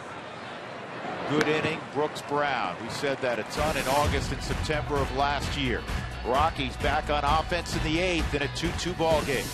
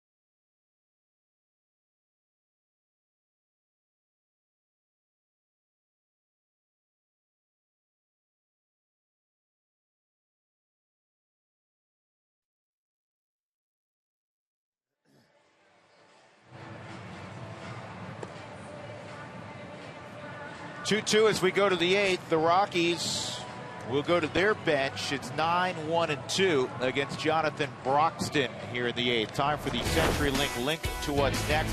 Here's the pitching matchups at Coors Field beginning on Friday. Left-hander Travis Wood will go against the Rockies left-hander Tyler Matzik.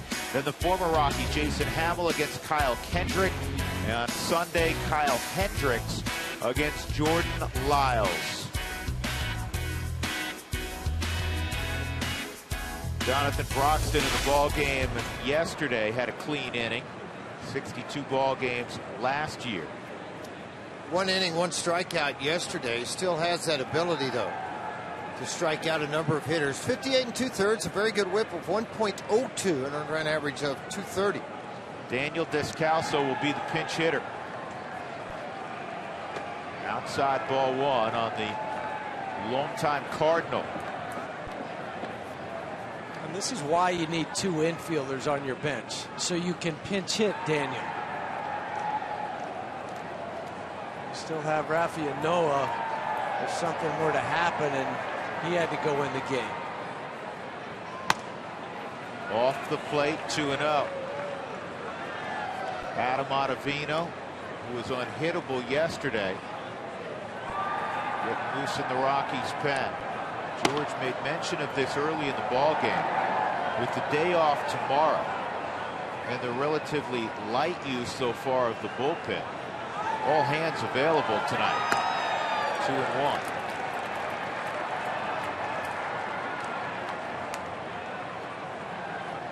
Talk about it so frequently. That's why it's so important. It's imperative for you to win a lot of ball games.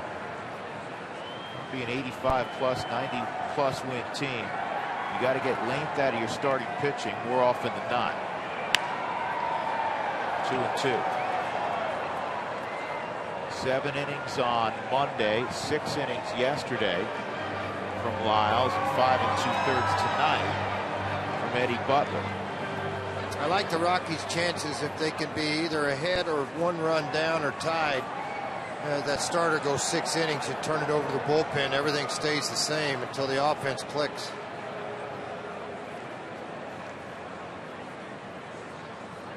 Two. And Descalso swings and misses, and there's 1 out. That'll bring up Blackman.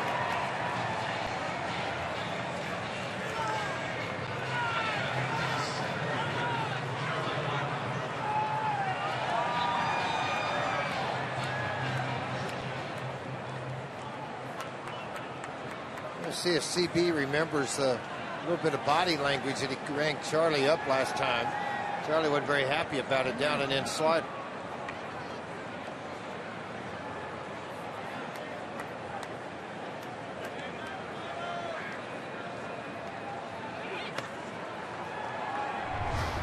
It was a slider down and in. Charlie thought it was on the inner half of the plate. And it's like, that's not a strike, can't hit it.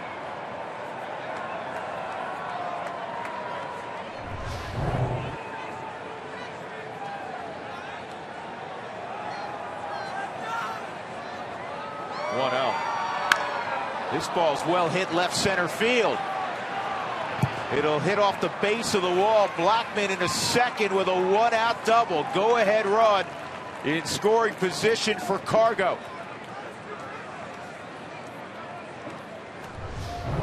Ball up away from Charlie. Fastball, and Charlie just hammers this thing into left center field right in front of the Brewers bullpen. And it was off to the races. A good flight. Gomez played it off the wall very well. Got it back in time to prevent any more advancement. And here's the heart of that Rockies lineup now with Gonzalez and Tulowitzki coming to the plate. Fourth double of the ball game. 6 on Monday, as you know, 6 on Tuesday. Cargo robbed of what would have been at least a double his last time up, when Chris Davis crashed into the left field wall and made a circus grab. Cargo doubled in the first inning.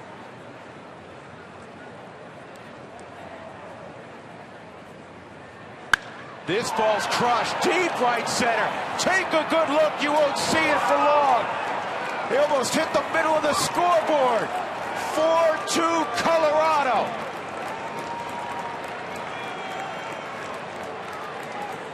Funny, I just told Tavis Strand, our producer tonight, I said, why are they pitching to him? Take your chances with Tulowitzki. Walk Gonzalez, at least you set up a double play, and then wham, scoreboard's damaged. Holy cow. That thing was a titanic blast. You know what, Corey Dickinson? Yours was hard. Mine was far. Really far. Holy cow. Oh, man. And that was just a classic Cargo drop the bat home run. That thing, if it doesn't hit the scoreboard, it ends up in Sheboygan. Watch where this thing hits. It hit 92 miles an hour. Oh, man. And it went out at about 292 miles an hour. CTR in the background. This is getting up the middle. Nice play by Seguri. Takes a hit away from Tulowitzki. Tommy Ronalds was still saying, huh? Yeah, he kind of looked at Walt and said, I hit him like that 3 or 4 times. Good Lord, he hit that ball a long ways. Holy mackerel. Yeah, you know, walk around flexing a little bit. Go ahead, Cargo. It's okay. That's a real man hit that one, boys. Grown man. That's a grown man there. Woo! Yeah, I guarantee you, Prince didn't go up there, neither did his kid. Oh, my gosh. Can you imagine that? Look where that thing went. They're going to have to call in some contractors tomorrow because they got to repaint where Corey hit the wall and then replace some lights up in the scoreboard. You know, they got that grid to measure distance. I don't think the grid goes up there. That's off the grid. How far to go? We don't know. It's off the off grid. the grid.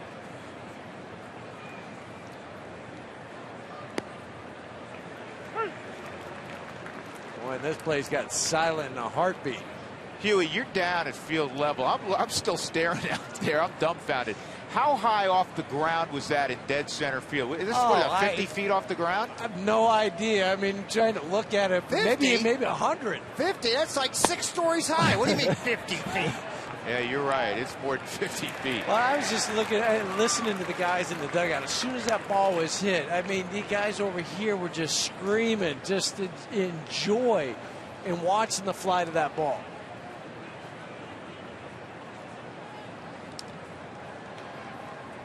That ball was touched. 1-2, and Morneau goes down. Rockies take a 4-2 lead on Cargo's first of the year. Watch the flight of this thing again.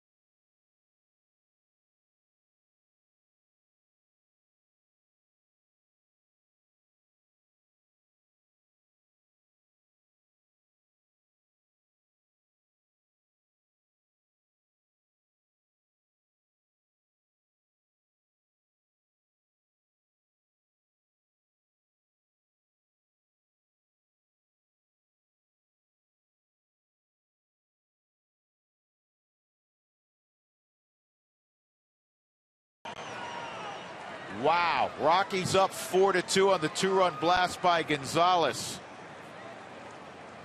Who wants tacos? Fans follow at @rootsports_RM on Twitter to receive alerts for the Rockies taco special when the Rockies score 7 or more runs. On the ground to short.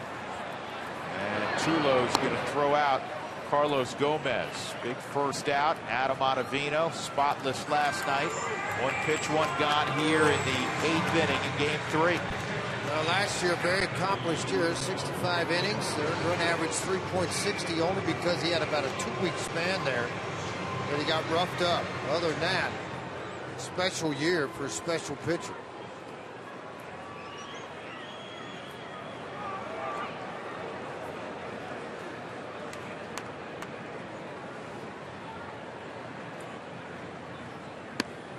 And strike one on Jonathan Lucroy.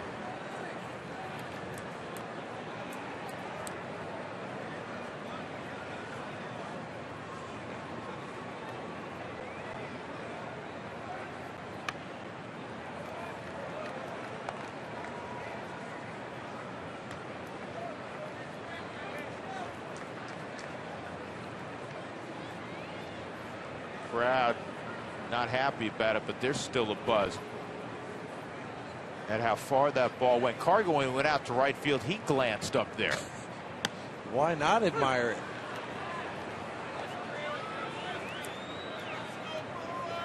Sometimes you amaze yourself with what you can do. Right? Well, I didn't think I could hit it that far.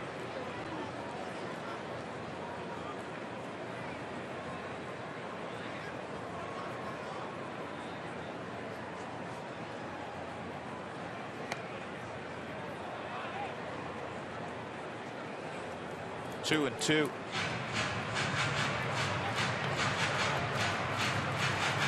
Pitch. Looks like he was in the forward strike zone. Well, I thought C.B. Buckner was going to ring him up. He threw his right hand up into the air. So did I. And he's probably like, okay, catcher missed it. I'm going to act like I was trying to catch the ball. Because it was kind of high, but I was going to ring him up. He'd never admit that if you ask him. This is drifted toward the crowd, and 3 rows in, no play for Justin.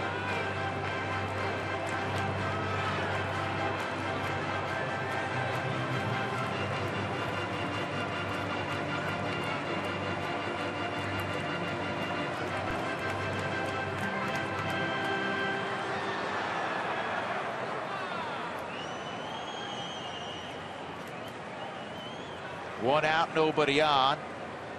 Bottom of the 8th inning. 2-2 on Jonathan Lucroy.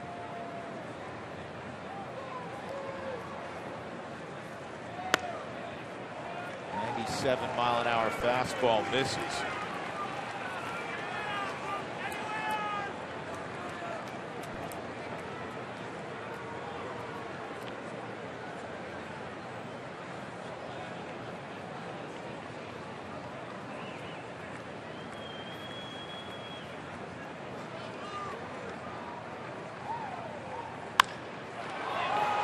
Center field, Blackman, routine fly ball. Second out in the 8th.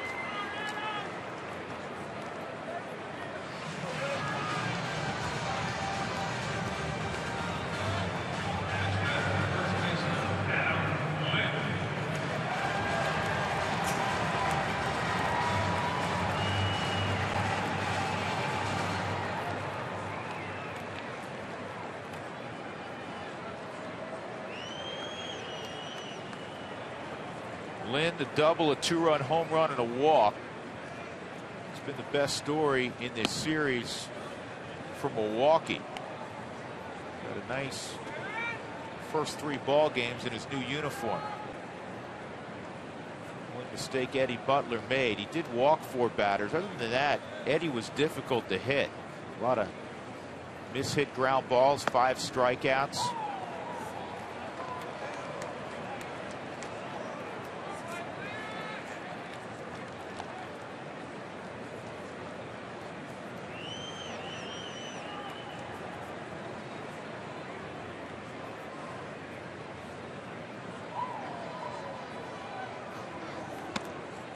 Three and out.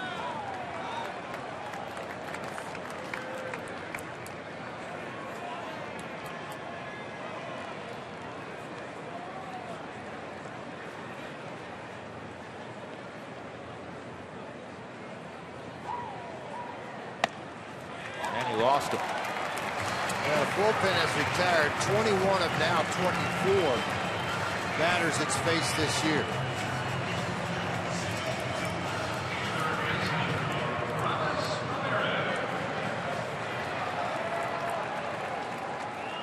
Just the first walk that the Rockies pen has allowed.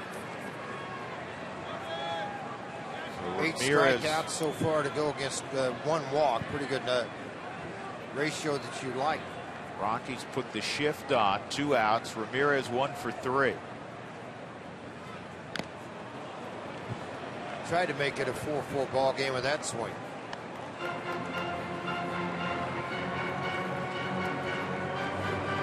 A lot of people tweeting on Cargo's missile. Cargo, cargoing, Cargon. That was clever, Mike.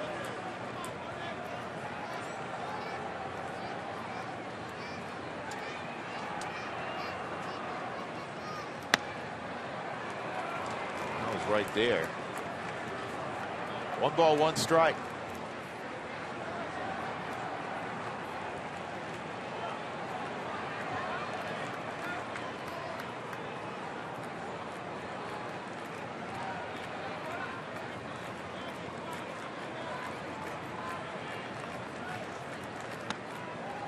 That's on the outside corner, 1-2. Roy Hobbs would have been proud of that thing, George. You think? Yeah. I was awfully proud of it. I was waiting on the light towers to go out. Just waiting for sparks and the scoreboard to go away. I was just sitting there with my jaw dropped. I mean, good Lord. I'm sure these guys had hit it off that batter's eye.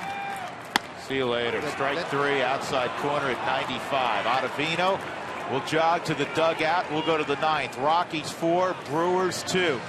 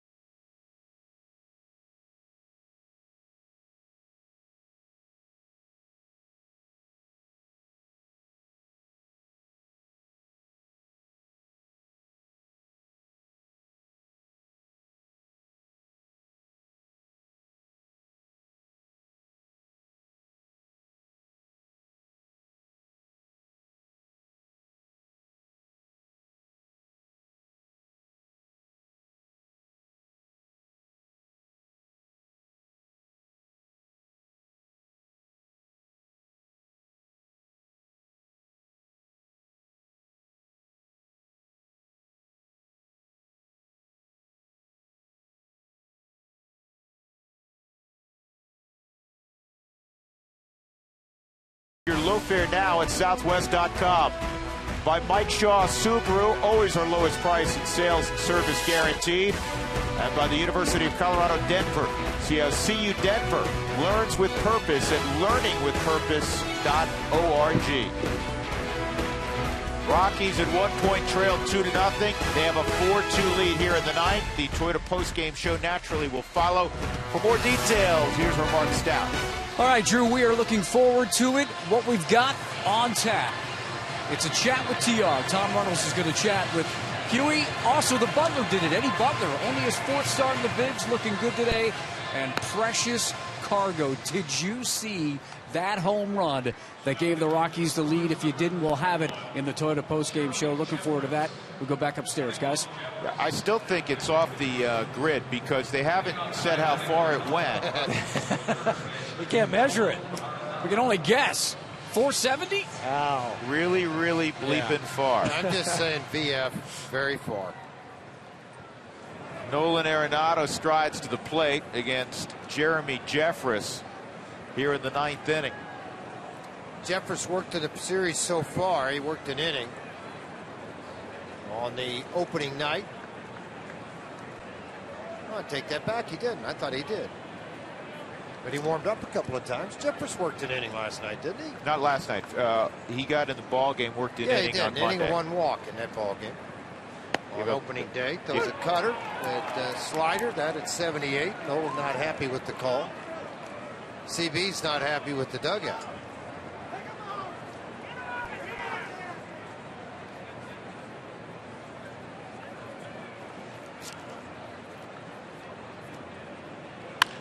Line shot on one hop. Jeanette handles it. Good play, 1 out.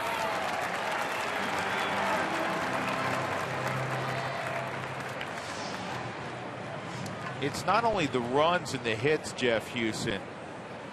The number of times that the Rockies have squared up baseballs that may have resulted in an out have been numerous throughout these 3 games. And it's kind of funny because I'm thinking back to a statement that Matt Garza made in the paper today that, well, was I tipping pitches? They must be getting something because Corey, hits the home run or he gets that base hit with 2 strikes. He moved up in the box.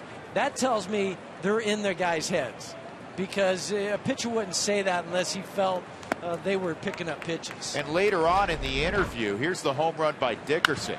This tied it at 2. Later on in the interview, he allowed, even after we changed the signs, they were hitting me hard. Right. This kid's got a big arm. He was a #1 pick back in '06 of the Milwaukee Brewers.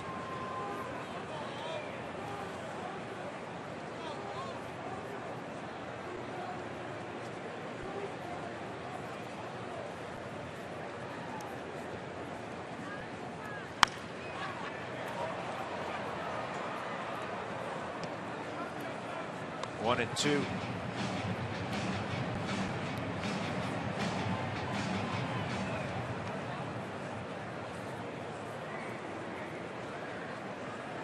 Dickerson 5 for 12, 2 home runs, 6 driven in this series.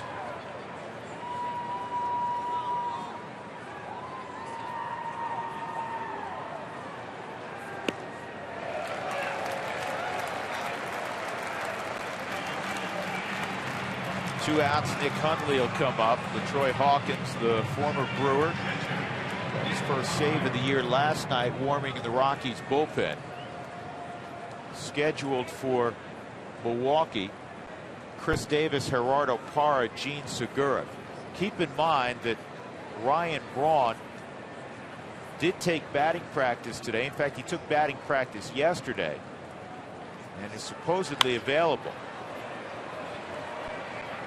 We'll go to the bottom of the ninth. The Rockies looking for 3 more outs, holding a 4-2 lead. 3 outs away from a sweep of the Brewers.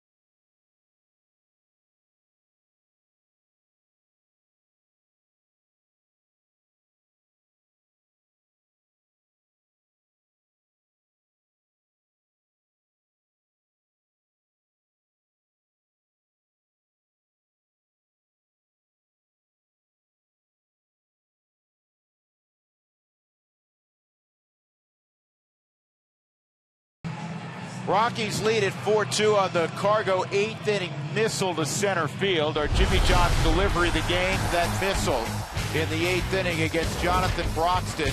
Broxton's first delivery, out she goes.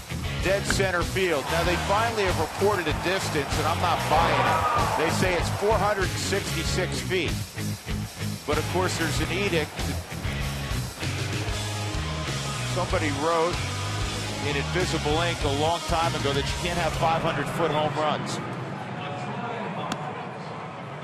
If ever I saw a 500-foot home run, that was it. LaTroy Hawkins with a save last night will try to go 2 for 2 against his former club. Davis, Parra, and Segura.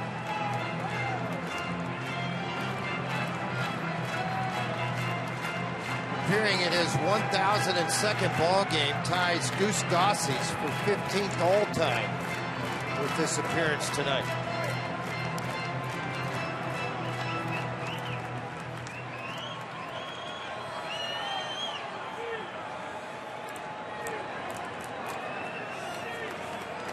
Davis 1 for 2 and a walk. 3 on the left side. And the first pitch misses, ball 1.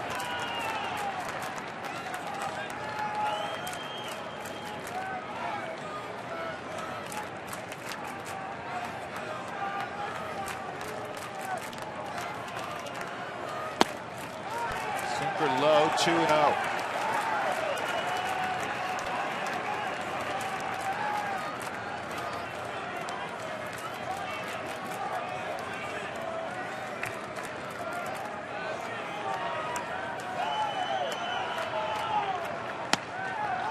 Corner, 2-1. Davis shakes his head. He thought it was outside.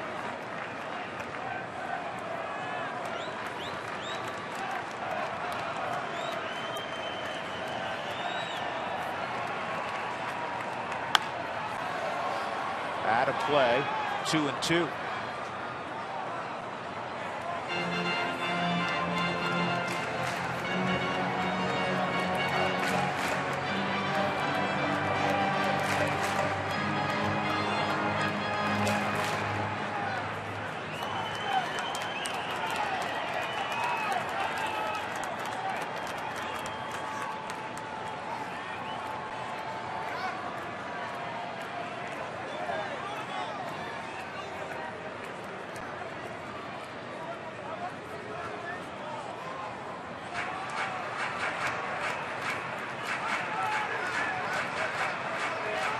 They wanted the baseball check. Milwaukee did. Well, the reason behind it was because he had taken the baseball behind the mound and rubbed it up a little differently than normal, and Ron Renicky wanted to have the baseball checked. CB checked it up and then didn't do anything with it.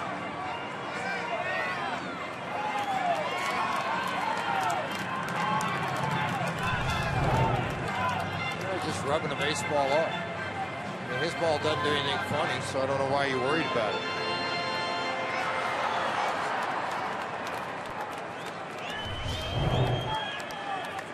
2-2.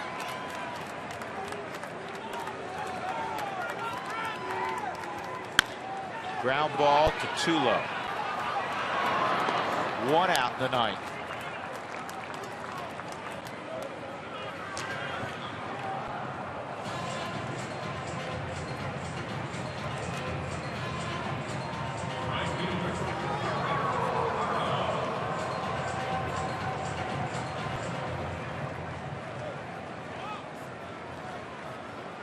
Hawkins got Parra to end the game last night on a fly ball down the left field line that Dickerson caught in foul territory.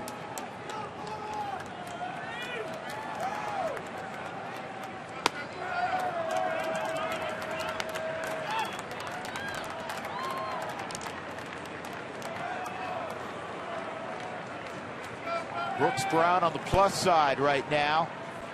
Jonathan Broxton gave up the 2-run home run. Tardy swing. 1-1.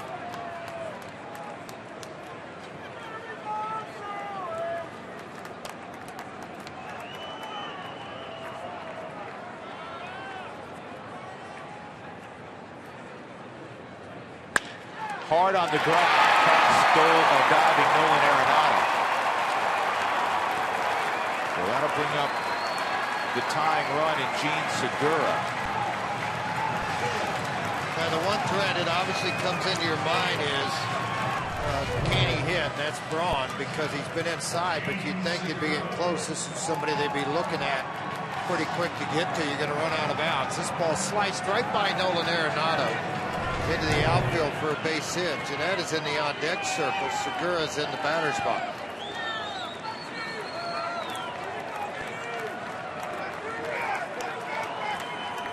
Segura's 0 for 3.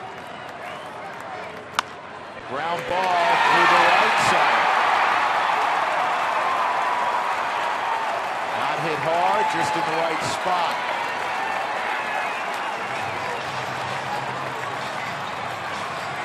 Get to the ballpark early Sunday, April 12th, as the first 10,000 will receive a Justin Morneau bobblehead. Arrive early, gates will open at 2 hours prior to the game for that bobblehead. Quick meeting on the mound with Hundley, and as Walt looks on to set things up here, Ron has stepped out into the on-deck circle.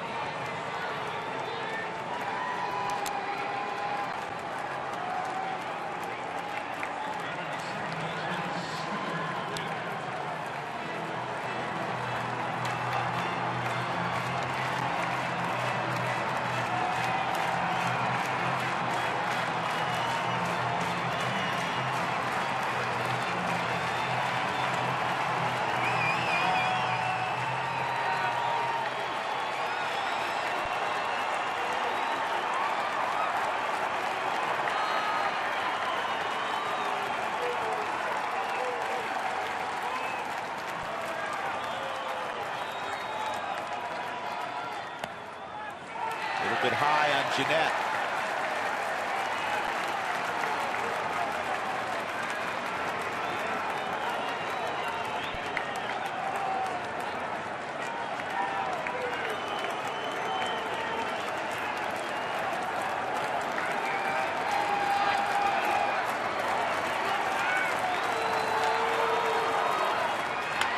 On the ground, tough chance. DJ will get an out. But everybody moves up naturally, and now a base hit conceivably would tie it.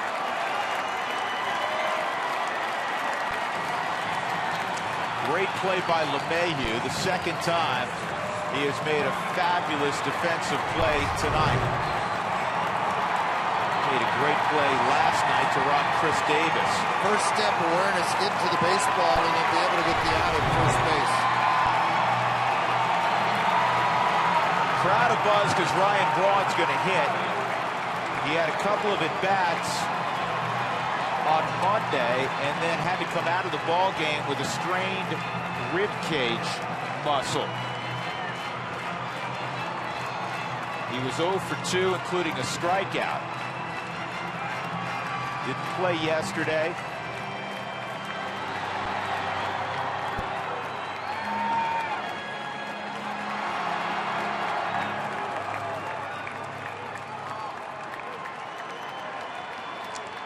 So all the drama you could want, plenty more than the Rockies would like. Braun, the winning run at the plate. The tying run at second, and a guy who runs very well, Gene Segura. 2 outs in the ninth.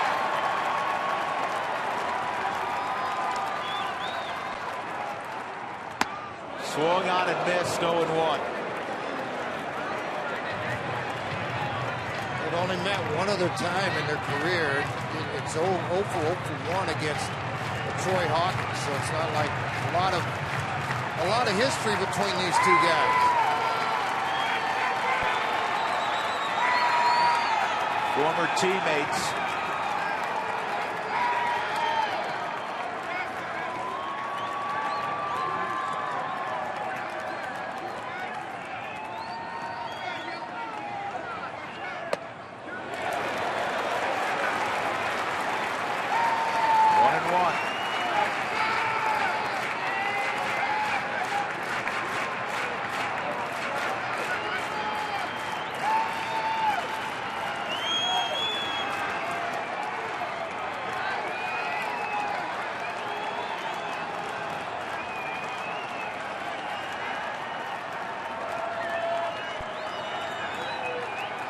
Crowd standing. A 1-1 count. Swung on and missed. Threw it by him at 93. A little extra, but pinpoint control with the fastball. You elevate it, and you give it a little bit of movement at the end, and Braun tried to get right on it, but it got by him.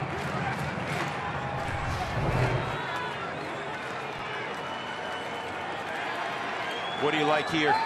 Well, I mean, again, you beat him twice with a fastball. He stands off the plate. He dives a little bit. You have a couple of options. Obviously, the slider in the dirt, but if you come in, you better come hard in. Nick's asking for the ball in the dirt. 1-2. That's the pitch Braun handles really well. The ball away from him. And down.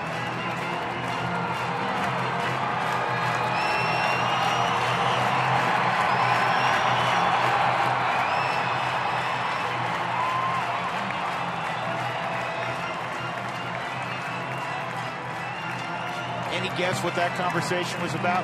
Good low ball hitter. He likes the ball away. He knows I know that. Yeah, he knows I didn't mean to go there. Yeah, he knows him well, obviously. Tulowitzki and Braun, longtime friends.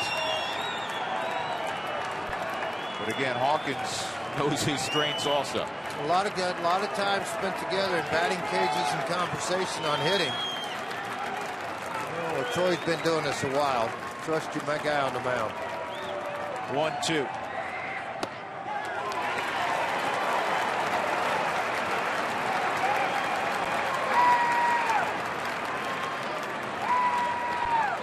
Doing it for a while, an understatement. There's a guy with a slow heartbeat.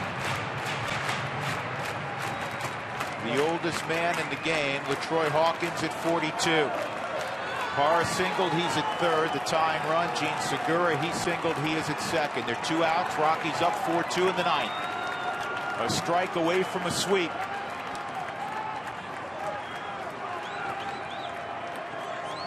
The 2-2. Ground ball, weakly hit, tough chance, no play.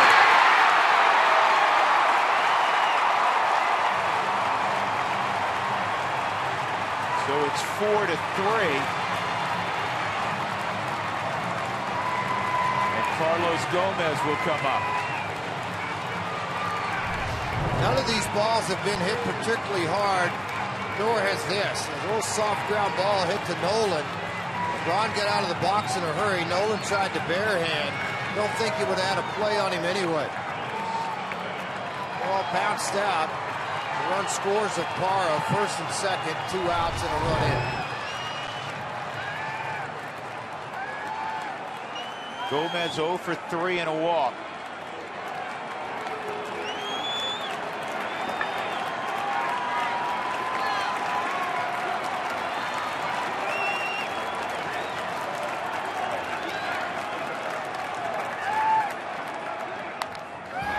Strike one. You do have a force all around now.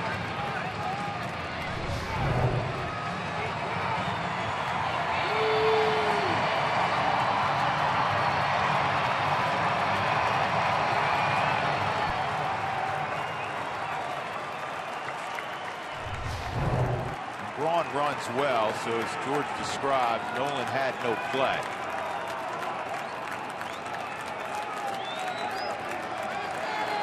One on the dangerous Carlos Gomez, 2-time All-Star. Ground ball toward the hole. It's going to tie up the game.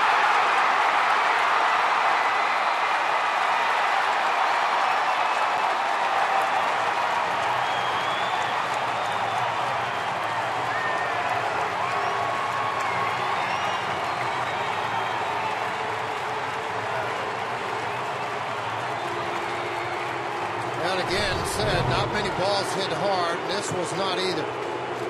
Gomez shoots it through the right side, and it gets out of the reach of DJ LeMahieu to score the tying run. It's Gene Segura. The inning's not over. First and second, and 2 outs.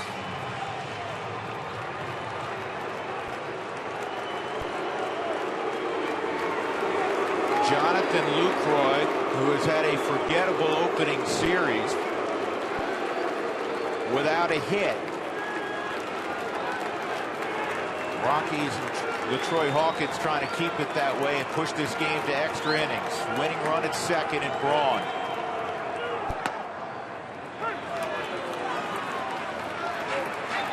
Yeah, there were 3 well-placed balls in this inning. Segura's single. Obviously, Braun's trickler up the third base line. And then Gomez's 4-hopper that was hitting the right locale.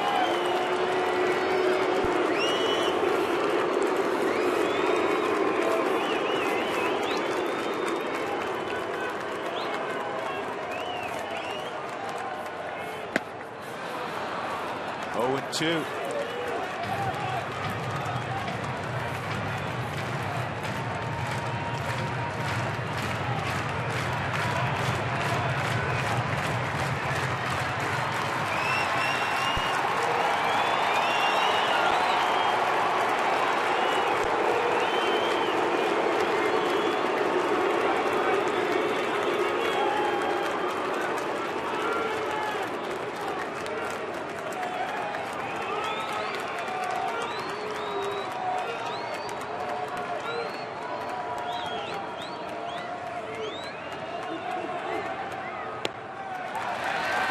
On Lucroy.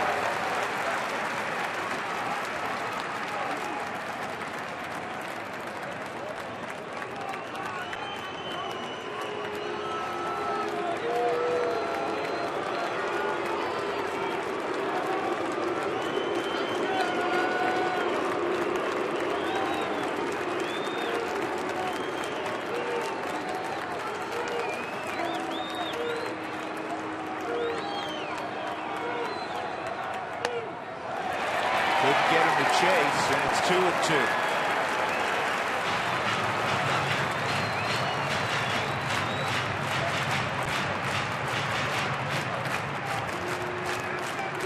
Crazy to say this is the guy you want. Jonathan Lucroy, 4th in the National League MVP voting a year ago, but Adam Lind has come out of the gate scorching hot. He hits from the left side. He's on deck. Troy trying to get the Rockies to the 10th inning. And he will. But the Rockies blow a 4-2 9th inning lead. And we'll go extra frames here in game 3. Tied at 4.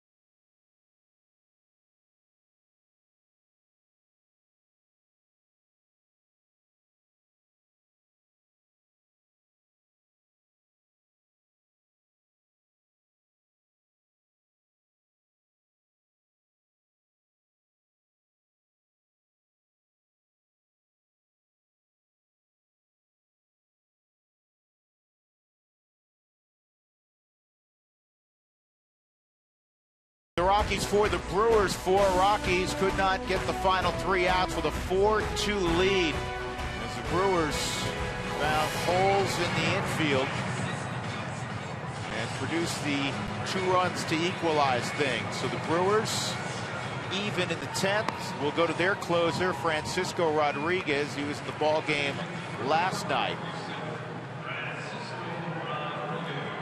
The Rockies will have DJ LeMahieu to lead off. And then we'll see what direction they go in. It's 8, 9, and 1.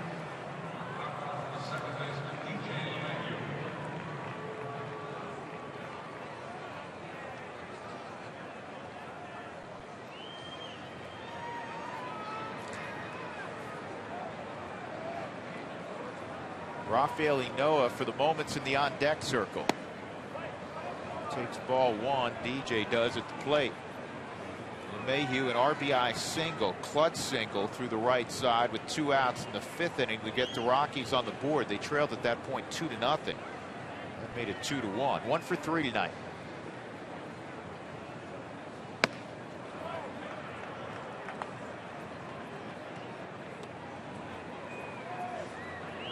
Wondering, Jeff Houston has gone to get ready for the post-game show. That's why you haven't heard from Huey the last inning.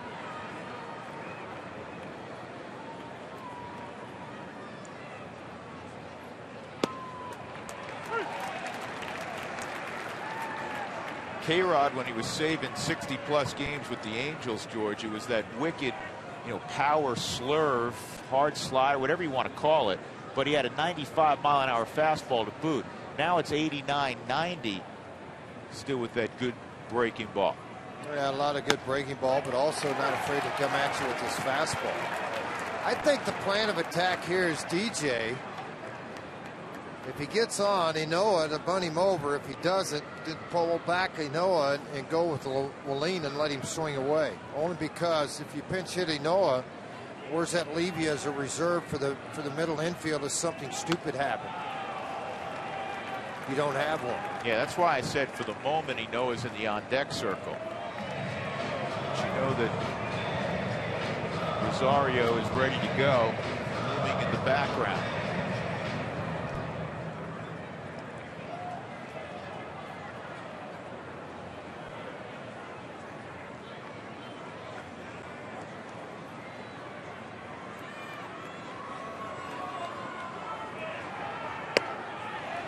Three and 2 on LeMahieu.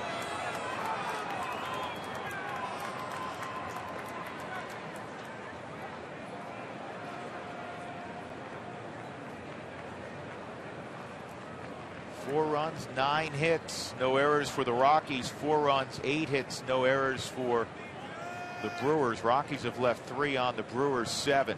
Here's the payoff pitch. Center field and Gomez.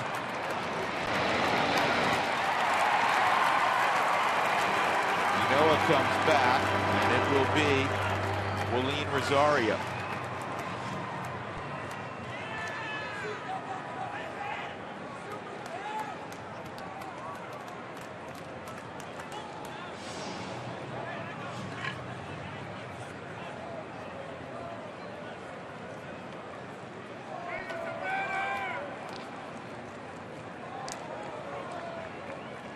This will be the first at bat of the season for Rosario. He goes from a role the last couple of years as the starting catcher, really the last 3 years, to a reserve role this year, backing up Morneau at first and may on occasion catch when McHenry is your primary backup catcher. But he's a big bat, a dangerous bat off the bench. First 2 full seasons in the big leagues, he hit 50 home runs.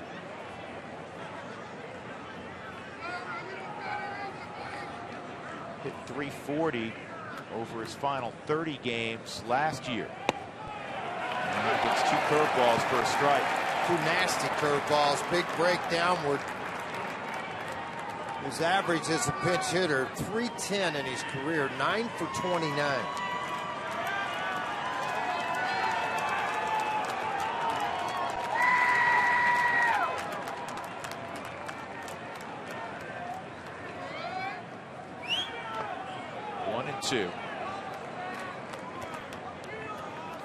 For what it's worth, last year the Rockies played 14 extra inning games. They were 7-7. The Brewers played 13. They were 7-6.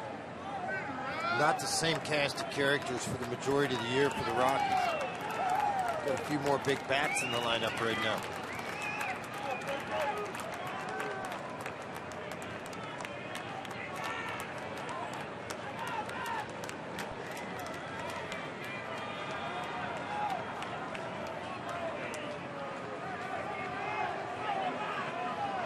Rockies have two veteran right-handers, the former Brewer John Axford, Rafael Betancourt as well.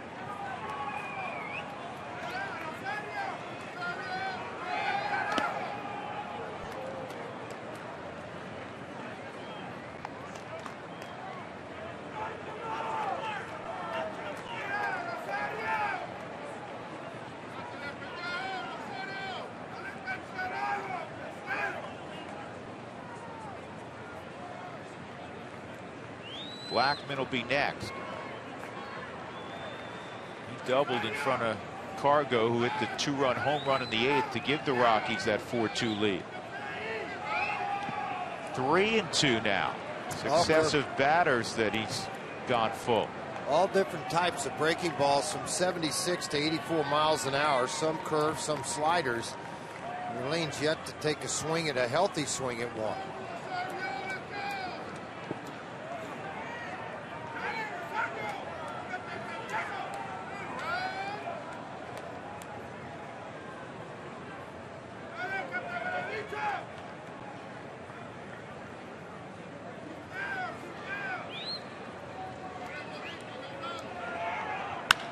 This ball's well hit center field. Did he get it? Gomez going back. You bet he did. Pinch hit home run, the baby bull. Got a Welcome fastball. to 2015. Rockies go out in front again. That's what Walt Weiss was talking about. Having him coming off the bench, a bat that brings some fear. They give it a bull sign. What a patient at bat, George. Laid off the breaking ball until he got a 3-2 fastball. Rodriguez didn't want to walk him because of what might happen with the fastball. You see the result, dead center field.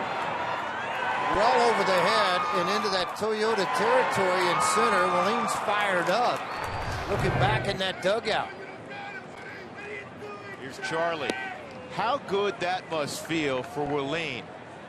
Watching the first 2 days, then told late last night, you're probably going to be in the starting lineup. The initial scorecard that comes out tonight, lineup card, has him in it. And then Morneau feels well enough to go, so he's a late scratch. He's a guy that's used to playing virtually every day. Gets his first AB in the 10th inning of Game 3. Looks at 5 pitches and then swats one about 420. Well, you got to be happy for him, happy for the Rockies right now. 1-1 on Blackman.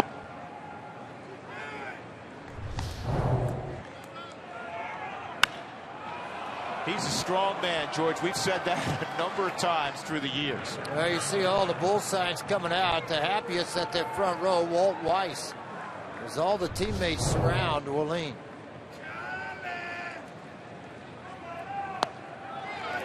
Two and two. That is the 132nd pinch hit home run in Rockies history. They hit 5 last year. It's only the 5th time ever for the Rockies that they've had an extra inning pinch hit home run. Last one was Chris Iannetta in 2009. Now, of course, with the Angels. By the way that bullpen was warming up down there, you had Betancourt if the game stayed tied. Axford going ahead, and Axford still throwing. Betancourt has set down. Now fitting for Axford to come back here in Milwaukee, where he had so many saves, 46 in one season. Which is the single season record here. And then be able to come back here after having a tough time and end up getting to that spot to where you are. You're going to go out and have a chance to go save this game. 2 outs.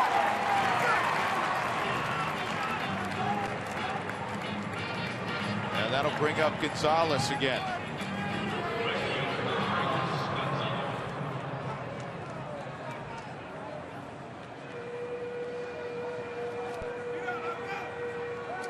Yeah, it's only the fate of the bullpen. I tell you, it can get crazy at times. And you know, you give up those couple of runs to tie, then you turn around and get a win out of the deal.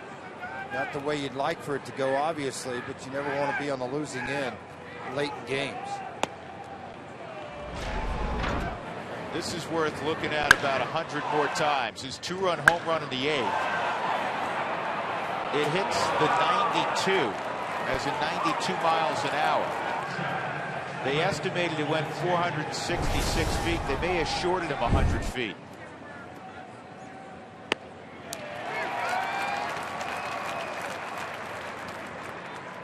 He may not see a fastball.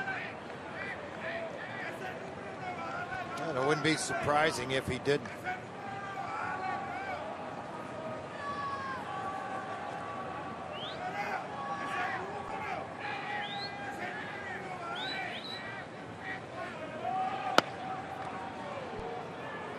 That was a fastball, but out of the zone, 2-1. Lind, Ramirez, Davis, 3, 4, and 5 in the 10th inning for Milwaukee. Again, they've already used Ryan Braun.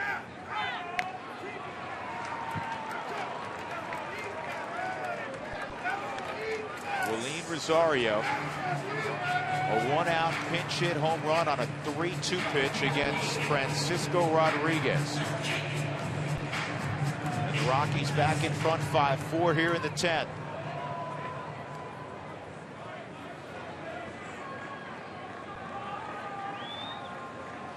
2-2 on Cargo with 2 outs.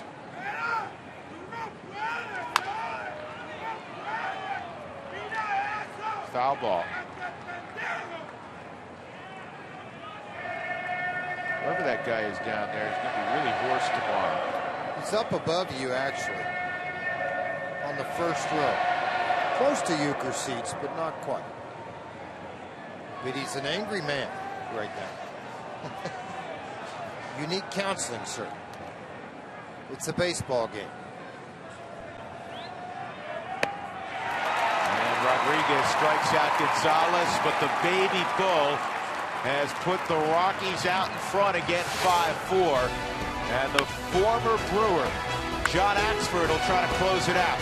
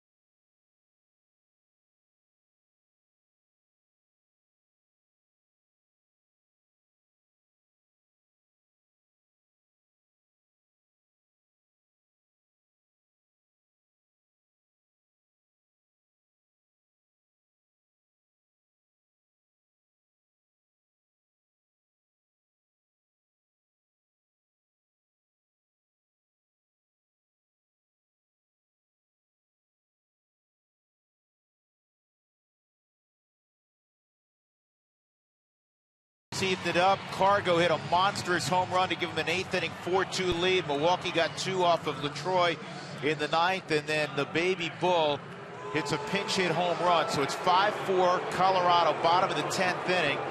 And now the former Brewer, the guy who has the single season saves record back in 2011 with 46, John Axford makes his Rockies debut, trying to close out his former employer.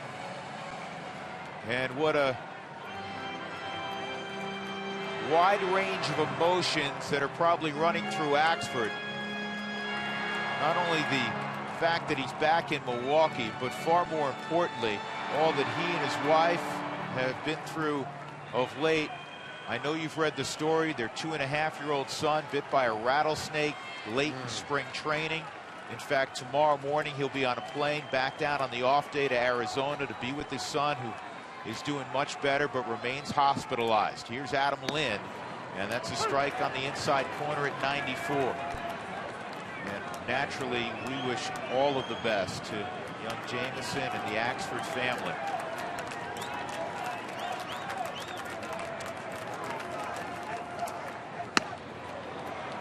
Oh, 2. Hard slider at 88. Man.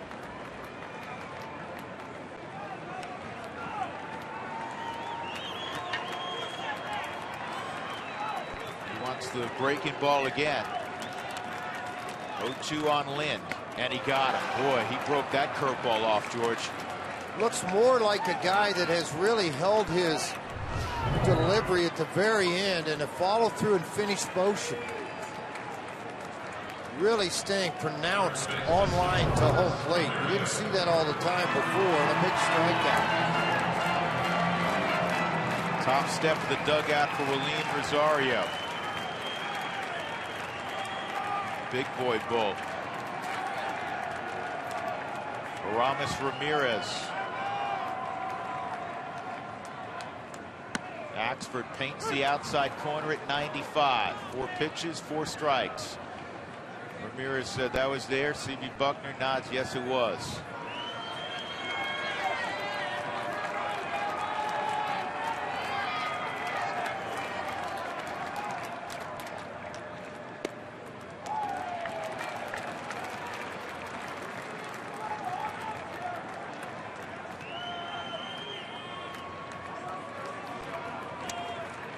Chris Davis on deck.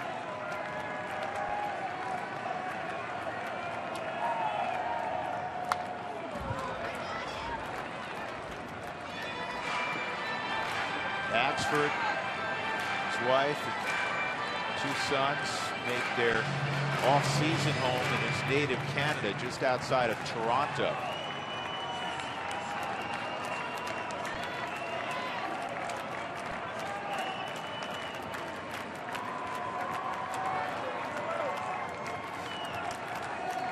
One-two on Ramirez. Over-torqued the slider. It's 2-2.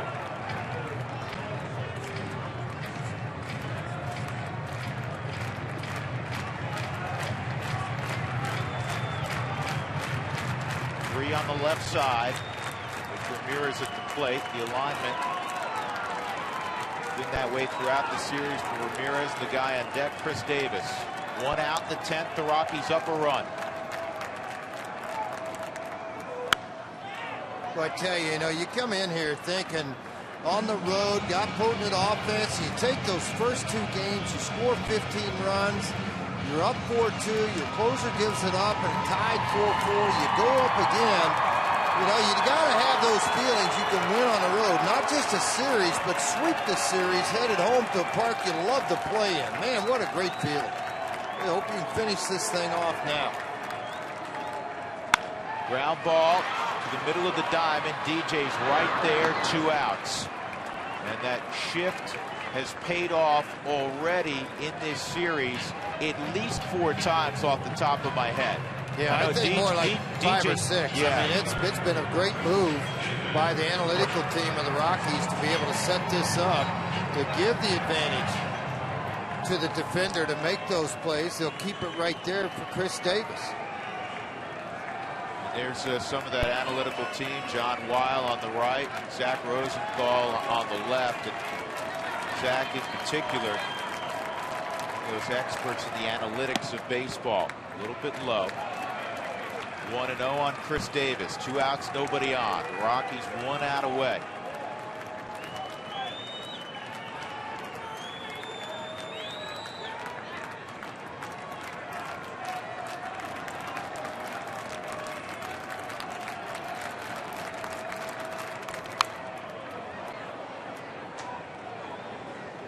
96-mile-an-hour fastball. And Axford still's got the great arm, George. He's just been sitting on 95, 96. And a very good secondary stuff to go with it. I mean, that hammer was nasty that he was able to strike Lind out with the left-hander. What an equalizer to left-handed bats. Well, he started the year out 10-1. I mean, he had a bunch of saves early on. And then hit a rough patch, and it's like, okay, you're done. You can't ever do this again. I mean, never even got a chance, which was not very deserved on Axford's part. He should have been given those chances. I mean, golly. A couple of years ago, mentioned it had 46 saves.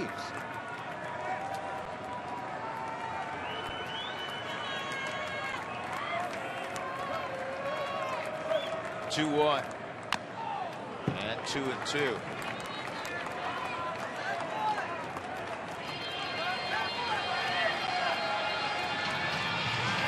That vote clear of the game, I'm looking, I think, if the Rockies pull this off. Kind of like it, don't you?